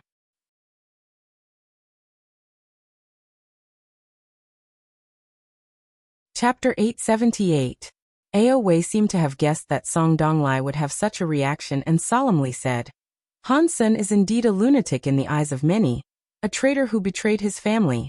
However, in my opinion, he was both good and evil, just that his personality was a bit more eccentric. If others don't provoke him, he won't take the initiative to provoke others. Song Donglai didn't let go of the prejudice in his heart just because of Aoi's explanation. He said in a deep voice, Our blood python array plan is very important. Unless we have a life and death friendship, we must never let outsiders get involved in it. Moreover, we're facing a great enemy. If something happens to him, we'll die miserably. Aoi calmly said, You and Gong Quan don't understand Han Sun because you have never interacted with him. My relationship with him isn't shallow. We can be considered friends who have gone through life and death together. So I can guarantee that not only can he help us, but he can also become friends with the two of you. Friends. Gong Quan had heard about the relationship between Aoi and Han Sun many times, but it was the first time for Song Donglai to hear about it. Just thinking about that lunatic made his scalp tingle. After a while, Song Donglai reluctantly nodded and said, Old Ao, since Han Sun is your friend, then I'll accompany you to gamble. If we lose, the three of us brothers will have to take a trip to the Yellow Springs. If we win the bet, we'll be able to become legendary existences. I'll bet. Gong Quan shouted resolutely. Aoi looked at his two brothers with satisfaction. A heroic feeling rose in his heart as he loudly said, Nothing is 100% certain. I'm also gambling. To be able to gamble with these two brothers, regardless of whether I win or lose, the process will be extremely exciting. Ha ha ha. The three of them roared with laughter. Amidst the laughter, the door was knocked. A bald middle-aged man in a black suit pushed the door and entered. He looked at the trio who were gradually losing their laughter. He quickly came to Song Donglai and respectfully said, There's something I need to report to you, boss. What is it? Asked Song Donglai with raised brows. The bald man said, 2 guests came to our Agricola. One of them requested to dine in our reserved box because the box is full. Song Donglai's expression shifted and he inquired, Who are they? How did he know we had reserved a private room? The bald man shook his head and said, I only know that his surname is Tang. He's 21 or 22 years old, and his family seems to be running a restaurant business. I'm not sure about anything else. Song Donglai angrily said, You don't even know the details of the other party, yet you came here to report this trivial matter? Are you out of your mind? Tell them that our reserved private rooms are all gone. Tell them to wait for other ordinary private rooms. If they don't want to wait, then they can scram. Yes. The bald man answered immediately. Reception area. Manager Wang's expression turned gloomy after she received the message from the intercom. She looked at Tan Xiao and said, I'm sorry. I just got a notice that the 2 private rooms we reserved are already occupied. Please wait for the other rooms. Of course, if you don't want to wait, you can go to other places to take a look. Tan Xiao frowned slightly. If he really couldn't eat here, it wouldn't matter to him. But after coming here, he felt that this place was a little special, so he was a little reluctant to leave now. After thinking for a moment, he took out his phone and dialed a number. Old cripple, there's something I need your help with since you haven't completely separated from the Liu family. I think the Liu family should be able to solve it given their status in Chang City. What instructions do you have for me, Divine Dr. Tang? Asked Mrs. Zhang. I'm in Green Lake Agricola now. Have you heard of this place? Asked Tan Xiao. I need to eat here, but there are no ordinary private rooms left. Do you have any way to make the owner of this place give me a private room? Give me a few minutes, Divine Dr. Tang, said Mrs. Zhang without hesitation. Manager Wang, who stood in front of Tan Xiao, was surprised when she heard what Tan Xiao said on the phone. The Lu family in Chang City? She knew that the first family in Chang City was the Lu family. Could it be that this young man surnamed Tang knew someone from the Lu family in Chang City? If that was the case, the boss might really have to use the reserved VIP room. Li Chang gave a thumbs up and praised. Networking is really a good thing, Brother Tang. You've just subdued an old cripple, yet you can use it now. I'm really impressed. Work hard for me after you complete my task, said Tan Xiao with a faint smile. Maybe one day in the future, you can also be like me, accumulating connections everywhere. Li Chang rubbed his hands and grinned. As the saying goes, it's good to enjoy the shade under a big tree. You'll be my big backer in the future. Puffed. Manager Wang was quite amused and couldn't help but burst into laughter after listening to the conversation between the two men. In the innermost private room of the Agricola, Song Donglai, Ao Wei, and Gong Quan had just drunk 2 glasses of wine, and were about to talk about serious matters when their mobile phones rang. When he took out his mobile and saw the caller's number, his expression slightly changed. He gestured to Ao Wei and Gong Quan to keep quiet, and then picked up the phone and smilingly said, "It's been a long time since we last met, Patriarch Lu. But why did you suddenly think of calling me?" "I don't call you for no reason, Boss Song.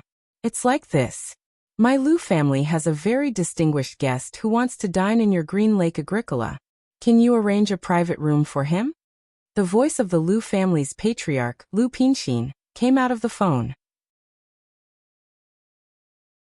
Song Donglai stared blankly for a moment and then hurriedly said, "Since he's a distinguished guest of the Lu family, then he's also a distinguished guest of my Green Lake Agricola. I wonder when he will come? I'll go and greet him personally. His surname is Tang, and he's already in your Green Lake Agricola." His surname is Tang. Song Donglai suddenly recalled the matter just reported by his subordinate. He immediately got up and said, "I think I know who he is, Patriarch Lu. Don't worry, I'll arrange it right away." "Thank you." He hung up the phone. With a strange expression, Song Donglai said, "It seems that a great figure has come to my place tonight. To be able to invite the patriarch of the Lu family, the #1 family in Chang City, to be his lobbyist, I'm afraid his background is really extraordinary." "Chang City's Lu family? That old cripple's family?" "That's right," answered Song Donglai with a solemn expression. Ao Wei nodded and said, "If that's the case, then go and arrange it. Chang City's Lu family is not ordinary, especially that old cripple, who has a deep friendship with the elders of many families in our occult sect." Song Donglai nodded without a word and quickly left the private room. Soon after, he appeared in front of Tan Xiao under the lead of the bald man. "Pardon my rudeness. This humble servant is Song Donglai, the owner of this Green Lake Agricola. I didn't know that Brother Tang would come and didn't welcome you. Also, I didn't know that Brother Tang is a distinguished guest of the Chang City's Lu family. I hope Brother Tang won't take offense if I neglected you," said Song Donglai politely. Tan Xiao casually glanced at him and indifferently said, "It's all right. Lead the way." "Ugh." Song Donglai looked at Tan Xiao's expression and didn't say any more pleasantries. He could see the indifference on Tan Xiao's face, and was a bit annoyed inside. However, he didn't want to bicker with Tan Xiao for the sake of the Lu family. He no longer spoke and directly led Tan Xiao and Li Chang to the VIP box. "Manager Wang, I'll leave the reception to you next." Having said that, Song Donglai cupped his fists toward Tan Xiao and Li Chang, and then turned around to leave. Manager Wang, on the other hand, was secretly shocked after seeing Song Donglai's appearance. However, she was a slick person. How could she not see that Tan Xiao and her boss, Song Donglai, were unhappy? Naturally, she didn't dare to say anything. After suppressing her shock, she said, "The waiter will soon send the menu to you too. Please don't hesitate to ask if you need anything." "We got it. You can go back to your work," said Tan Xiao. Manager Wang nodded and quickly left the room. She was usually the one in charge of entertaining the guests in this VIP box. But the big boss was obviously unhappy today, so she couldn't flatter the two youngsters too much. Half an hour later, Tan Xiao and Li Chang ate to their heart's content. They felt that the wild game served in this Green Lake Agricola really tasted good. However, Tanxiu was still concerned about the special situation of this place, so he didn't drink any wine. I'll stroll around by myself later, Tanxiu thought inwardly. However, just as the thought flashed through his mind, the VIP box's door was knocked. As the door was pushed open, Zhang Shi came in from the outside along with a 50 or 60-year-old old man. Divine Dr. Tang, did I disturb you? Asked Zhang Shi as she came in with a walking stick. Tanxiu's eyes swept over her face and then fell on the old man, asking, "It's all right. Who is this?" Divine Dr. Tang, this is my son Lu Pinxin, the current patriarch of the Lu family, said Zhang Shi quickly. Pinxin, why are you still in a daze? Quickly greet Divine Dr. Tang. Lu Pinxin hurriedly cupped his fists and said, Greetings, Divine Dr. Tang. Tanxiu nodded in response. After pondering for a moment, he said, Thank you for tonight's matter. Your mother may have promised me that she will leave the Lu family, but I'll give you a promise here. If your Lu family is in trouble in the future, and even your mother can't solve it, you can look for me. Lu Pinxin's eyes lit up, and he immediately looked excited. He had learned about Tanxiu's situation from his mother, and knew that Tanxiu was an unfathomable cultivator. For such a powerful person to say such words to him, it meant that he had made a promise to the Lu family. It was absolutely a great thing for the Lu family. Thank you, Divine Dr. Tang. Is there anything else you need here? Lu Pinxin said gratefully. I'll arrange it right away. No need. Tanxiu shook his head. Lu Pinxin nodded and glanced at his mother. He then took half a step back and no longer spoke. Divine Dr. Tang, how about you let Pinxin accompany you while you're in Chang City? Zhang Shi couldn't help laughing and said, You can order me to do anything. Tanxiu couldn't help laughing and said, Forget it. In any case, he's the patriarch of the first family in Chang City. How can he follow me? All right, I appreciate your kindness. You can go back now.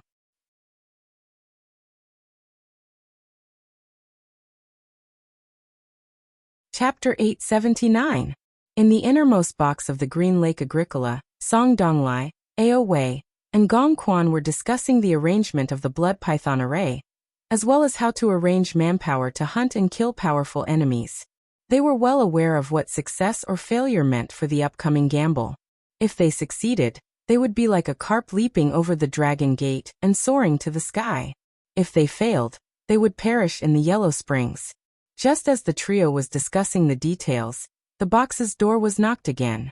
The bald man pushed the door open and quickly came to Song Donglai, reporting in a low voice, Boss, the Lu family's patriarch, Lu Pinxin, and the crippled old lady are here. Manager Wang just reported to me that they went to see the young man surnamed Tang in the VIP box. What? Song Donglai's spirit was shaken and disbelief filled his eyes. He was perfectly aware of the Lu family's influence in Chang City. No one in the entire city dared to provoke the Lu family because it was a behemoth. Not to mention the Lu family's patriarch, just the crippled old lady alone was more terrifying than the entire Lu family. But why did they come to his Green Lake Agricola? Was it because of that young man surnamed Tang? Ao Wei and Gong Quan stood up with glints flashing in their eyes. They then said in a deep voice, Since the old lady is here, we should go and greet her. That's right.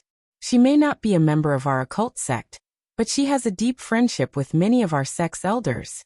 She's a big shot we look up to, so we must pay her a visit to show our respect. The duo's eyes were bright with a bit of surprise. Song Donglai's expression moved and he suddenly said, Do you think pulling the Lu family into our plan will be more advantageous than disadvantageous for us? Or will the disadvantages outweigh the advantages? How much do you know about the old lady of the Lu family? Asked Ao Wei. I've been in Chang City for decades, but I know very little about it. Song Donglai shook his head. But I know a lot about the Lu family's patriarch, Lu Pinxin. Tell me about it, said Ao Wei. Lu Pinxin is a man with great ambitions. He can be said to be very astute and very powerful, said Song Donglai. I even suspect that his martial prowess is also very strong. Ao Wei pondered for a moment before he nodded and said, Let's meet him first and then decide on our next course of action. But even if we want to pull the Lu family into our plan, the chances of them agreeing are very small. Forget it, don't complicate things. Saying, He sat down again. Obviously, he had given up the idea of paying respects to the elder ancestor of the Lu family. Song Donglai nodded silently and said, "If that's the case, then I'll go see them first. Also, I need to find out who that Tang brat is. How could he make the Lu family's ancestor and the Lu family's patriarch come to see him at the same time?" "Yes." Ao Wei and Gong Quan nodded. They were also curious as to what kind of deity the elder ancestor of the Lu family and the head of the Lu family came to meet at the same time. 2 minutes later, led by the bald middle-aged man, Song Donglai appeared in front of Mrs. Zhang and Lu Pinxin, who had just come out of the box. With a heart full of respect, he said, "I didn't know you and Clan Master Lu would come. Please forgive me for not going out to welcome you." Madame Zhang asked in surprise, "You are?" Lu Pinxin knew Song Donglai, so he said with a smile, "He's the owner of this Green Lake Agricola, Boss Song. I called him before to arrange a private room for Divine Dr. Tang." Mrs. Zhang suddenly understood, and a smile appeared on her face. She nodded and said, "Little Boss Song is quite good. It seems Divine Dr. Tang is quite satisfied with him." Song Donglai's expression shifted and he hurriedly asked, "Who is this Divine Dr. Tang?" "You don't even know the famous young Divine Dr. Tan Xiao, Boss Song?" Lu Pinxin said with a smile. "He has a very resounding reputation. Of course, he's also an honored guest of our Lu family." "Young Divine Doctor? Tan Xiao?" Song Donglai was taken aback for a moment. His pupils abruptly shrunk as a horrified look burst out from his eyes. His body swayed and he took 2 steps back in an instant. His complexion turned deathly pale. He remembered that the young Divine Dr. Tan Xiao also had another identity. He was a terrifying cultivator, who once killed a lot of people from the occult sect in Kanas. He was also the god of death who sent his men to annihilate several occult families. Heavens! I actually treated him with a cold face just now? I'm doomed. I hope he's a magnanimous person and doesn't stoop to my level. Otherwise, I won't be able to escape death today even if I have 100 lives. Song Donglai's lips squirmed a few times. Dense beads of sweat appeared on his forehead as he said with difficulty, "Are you really sure that he's the famous young Divine Dr. Tan Xiao in the Chinese medicine industry?" Zhang Shi and Lu Pinxin exchanged glances. After they noticed Song Donglai's unusual expression, Lu Pinxin asked with a confused expression, "Boss Song, you seem to be afraid of Divine Dr. Tang, no? He's indeed the young Divine Dr. Tan Xiao, and also the big boss of the magnificent Tang Corporation." Song Donglai reached out to support the wall and revealed a smile that was uglier than crying. Then he said with a trembling voice, "It's over. I didn't recognize him just now and looked down on him when I received him. If he blames me, I'll be miserable." "Don't worry, Boss Song," Lu Pinxin said with a smile. "It's my first time seeing Divine Dr. Tang, but I still know his character. Divine Dr. Tang is open-minded and kind. He won't get angry because you didn't pay attention to him, nor will he do anything unfriendly to you. Kind and kind." Song Donglai suppressed the fear in his heart and bitterly said, "Patriarch Lu, I wouldn't be so afraid if that Divine Dr. Tang was really a kind person. In the eyes of the occult sect's people, he's simply a god of slaughter, a living evil star." Lu Pinxin was startled. He turned around and found that his mother, Zhang Shi, also looked surprised. He immediately asked curiously, "What happened? How did Divine Dr. Tang get such a fierce reputation?" Song Donglai looked around and found that no one was paying attention to them. Then he lowered his voice and bitterly said, "Haven't the 2 of you heard about the big incident that happened in the occult sect 6 months ago? Many family members were massacred, and many powerful occult sect's powerhouses were killed. It's him. Divine Dr. Tang killed them." "What?" Zhang Shi and Lu Pinxin were shocked at the same time, and incredulity was written all over their faces. How could they not know about the tragedy that happened in the occult sect 6 months ago? It was just that they had inquired about it for a long time, yet they couldn't find out the reason. It turned out that it was Divine Dr. Tang who killed them. Why did these occult sects people provoke Tan Xiao? "What's the reason?" asked Zhang Shi in a low voice. Song Donglai hesitated for a moment and said, "I don't know the specific reason, But I heard some news. 6 months ago, many families of the occult sect were summoned by cultivators to go to Khanas for a major event. But I don't know why they had a conflict with Divine Dr. Tang in Khanas. The result was tragic. Not only were a large number of occult sects people killed, but even those cultivators were also killed. Although I was punished by my family and haven't returned home for decades, my family still sent someone to warn me that I can provoke anyone but the magnificent Tang Corporation's big boss, Tan Xiao. Zhang Shi was greatly shaken. Although she knew that Tan Xiao was very strong, she didn't expect that he would be so strong to such an extent that he could easily kill so many occult sects people. The most important thing was that he even ruthlessly killed cultivators. He's a big tree and a big backer. Zhang Shi's thoughts changed and she immediately became excited. She had decided to follow Tan Xiao. And the stronger Tan Xiao was, the more correct her decision would be. She was a bit worried before, fearing that Tan Xiao didn't have many means to further improve her cultivation due to her old age. But now, it seemed that Tan Xiao's power was absolutely beyond her imagination.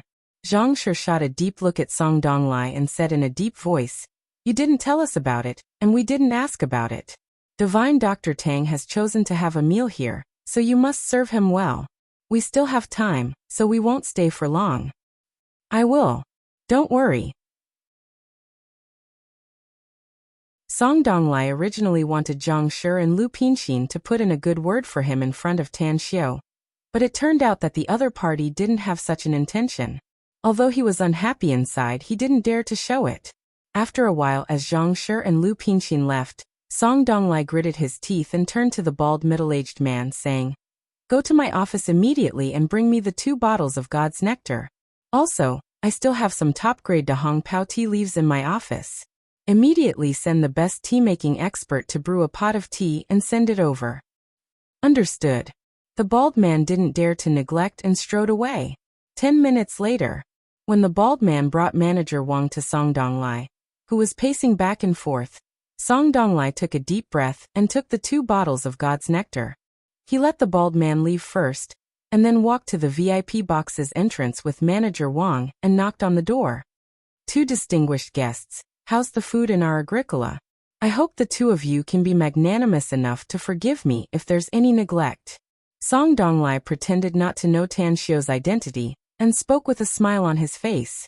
Tan Xiao glanced at Li Chang, who stood opposite him, and said with an expressionless face, "The game is not bad. You put a lot of special ingredients in it, right?" Song Donglai's heart immediately jumped to his throat upon hearing that. He let out a hollow laugh and said, "Don't worry, Mr. Tang. Some of the ingredients are very special, but they won't have any harmful effect on the human body after being mixed by our kitchen." "Don't worry. I don't mean anything else," said Tan Xiao. God's nectar?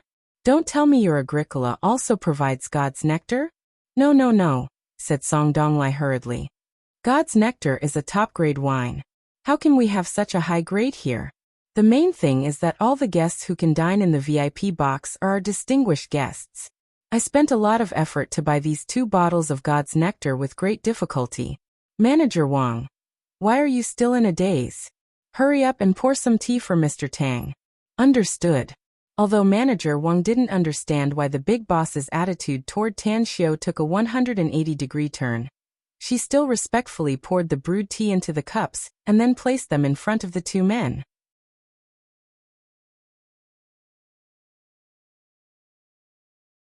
Chapter 880. Looking at Song Donglai's flattering posture, Tan Xiao was a bit surprised inwardly.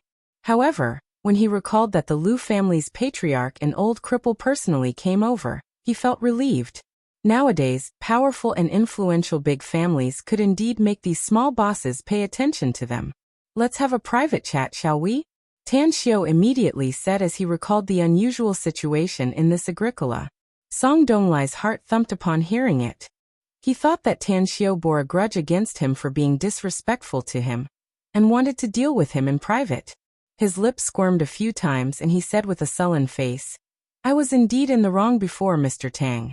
I shouldn't have ignored you. Please be magnanimous and spare me. I assure you that I'll treat you like an ancestor in the future." Cough cough. Tan Xiao, who had just taken a sip of tea, choked when he heard Song Donglai's words. Putting down the teacup, he took a tissue to wipe his mouth and said with an expression of being at a loss whether he had to cry or laugh. "Your boss Song, right? I Tan Xiao, am not a narrow-minded person. I want to talk to you alone because there's something else." Upon hearing it, Song Donglai's heart that was hanging in his throat finally felt relieved, and he asked with a bit of caution, "What do you want to talk to me about, Mr. Tang?" Tan Xiao got up and looked at Li Chong, saying, "Continue eating. This god's nectar is also good, so drink it well. I'm going out to talk to Boss Song about something." All right. Li Chong usually hated drinking, but as a salesman, he had to drink with his clients all day long. However, there was a kind of wine in this world that not only he didn't hate drinking, but he also looked forward to drinking it again one day. That's right, drinking it again. 6 months ago, he once met a big boss. Due to a chance coincidence, the big boss wanted to show off and made him drink 2 cups of it. The taste was so fragrant that it was unforgettable. This wine was none other than God's nectar. The full moon hung high in the sky, its watery moonlight sprinkling over the lake. A gentle breeze blew over, causing the surface of the lake to ripple. On the shore of the lake, Tan Xiao's tall and straight body was like a towering pine tree. His eyes flashed with a strange light, and his divine sense quickly merged into the lake. He smelled the faint scent of blood. After a long while, Tan Xiao retracted his spiritual consciousness and felt some regret in his heart. His spiritual consciousness was still too weak. At most, he could only probe the bottom of the lake a dozen meters deep. He couldn't probe the bottom of the lake beyond that. "Mr. Song." Tan Xiao finally turned his head and looked at the apprehensive Song Donglai. "Mr. Tang, you said Song Donglai hurriedly. Tan Xiao nodded and said, "Do you know why I insisted on staying here for dinner even though I knew that all the boxes in your place are full? He even used his connections to contact the Liu family?" Song Donglai stared blankly and shook his head. "I don't know. As a matter of fact, your Green Lake Agricola's game may taste good, but it can't be said to be a delicacy. It has some fame, but it's not a thunderous one. The reason why I insisted on staying here is that I sensed a faint killing intent the moment I stepped into this place. This killing intent doesn't seem to emanate from someone, but rather, it's hidden in the world." "I don't understand what you mean." Song Donglai shook his head. He was nervous. He knew that Tan Xiao was right. His Green Lake Agricola did have a hidden killing intent. It was not only because of the hidden experts brought by Ao Wei and Gong Quan, but also because of the Kruer python in the lake before him. He was perfectly aware that the Kruer python was a very powerful fierce beast. Even if it was unintentional, it would still exude a faintly discernible ferocious aura. Tan Xiao squinted his eyes and lightly said, "I know that every place and everyone has their own secrets. This is your territory. I shouldn't have asked. However, you have a lot of guests here, and I am one of them, so you must let me know the whole story." Saying, he took out the green book and shook it in front of Song Donglai. The moment Song Donglai's expression drastically changed, he put it away and continued, "If my guess is correct, you're someone from the occult doors. Don't worry, I don't have any enmity towards the people of the strange doors, even though I have personally killed many of them." Song Donglai's lips squirmed as he asked, "How did you guess it?" Tan Xiao lightly said, "Chimenduanjia is something that many powerful array masters in the occult sect are proficient in. But they don't know that the best material for Chimenduanjia is jade. There are a lot of jade stored in your Green Lake Agricola. Also, I've sensed a kind of chi in your body from many people of the strange doors." Song Donglai bitterly said, "You really have a keen vision." "That's right, I'm indeed someone from the occult sect, and a member of the Song family. It's just that I made some mistakes in the past and was driven out by my family, so I stayed in Chang City for decades and opened my Agricola here." "Tell me, what exactly is in this lake?" Tan Xiao nodded. "This." Song Donglai's body trembled, and the bad premonition inside his heart became more intense. The Kruer python was a fierce beast that was a scourge in the eyes of many people. However, Tan Xiao was a member of the special department in the country, so he must be very resistant to the idea of breeding fierce beasts in the city. Just in case he learned about the existence of the Kruer python and wanted to get rid of it, The hard work of the three brothers for decades would be in vain. What should I do? Song Donglai had never felt so powerless before. He couldn't beat Tan Xiao, and it was likely that he wouldn't have the chance to escape. Furthermore, the Lien family already knew that the three brothers were in Chang City. Even if the three of them could escape now, the Lien family would be able to track their whereabouts through the clues. What's wrong? Tan Xiao lightly said. Is it inconvenient for you to explain, Boss Song? If it's really inconvenient, then I'll send someone to get the thing in this lake. Don't. Song Donglai blurted out. Tan Xiao raised his brows and thoughtfully said, since you don't want my people to do it, then explain it to me. Else, today's matter will be very difficult to resolve. Suddenly his expression shifted and his voice raised a lot as he continued. Of course, it's not a problem if someone else comes to explain it to me. I'll explain it to you. Ao Wei and Gong Quan appeared from a dark corner and came before Tan Xiao. They cupped their fists and said, Ao Wei of the Ao family greets Grandmaster Tang. Tan Xiao turned to look at them and slowly asked, do you know me? I've long heard of Grandmaster Tang's awe-inspiring reputation, said Ao Wei. It's my fortune to meet you today. Don't flatter me and answer my question, said Tan Xiao with a light smile. Ao Wei nodded to Song Donglai without a word. Then he spoke to Tan Xiao. Grandmaster Tang, there's actually a cruel python in this lake. We put it there after we came here yesterday. The three of us have been raising this blood python for dozens of years, and have slowly cultivated it. Cruel python? A fierce beast?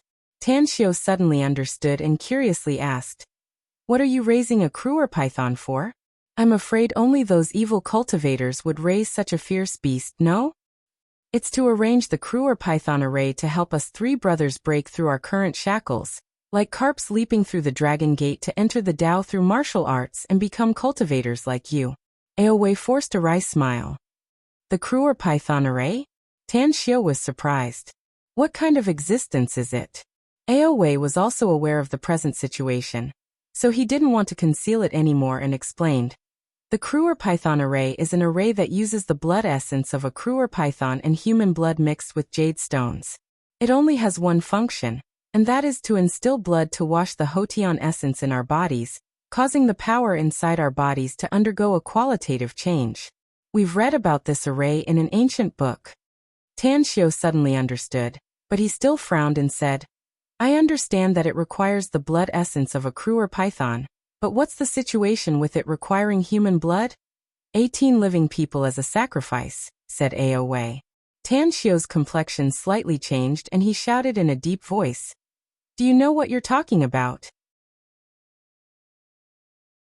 Using the blood of living people as a sacrifice is a demonic art, It's the behavior of demonic cultivators.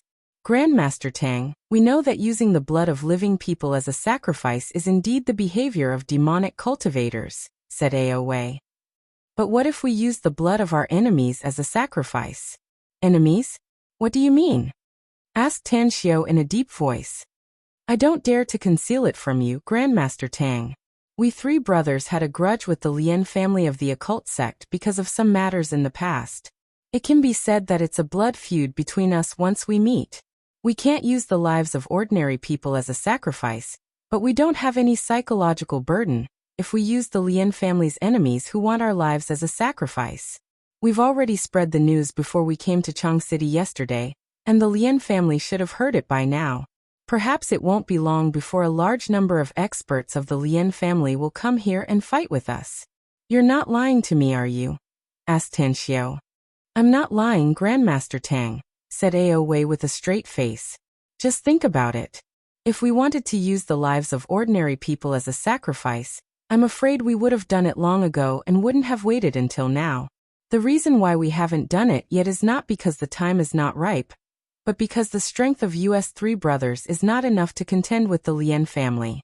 But now, not only have we trained a large number of trusted experts, but we also invited a powerhouse of the occult sect. Therefore, we plan to have a life and death battle with the Lien family here in the near future.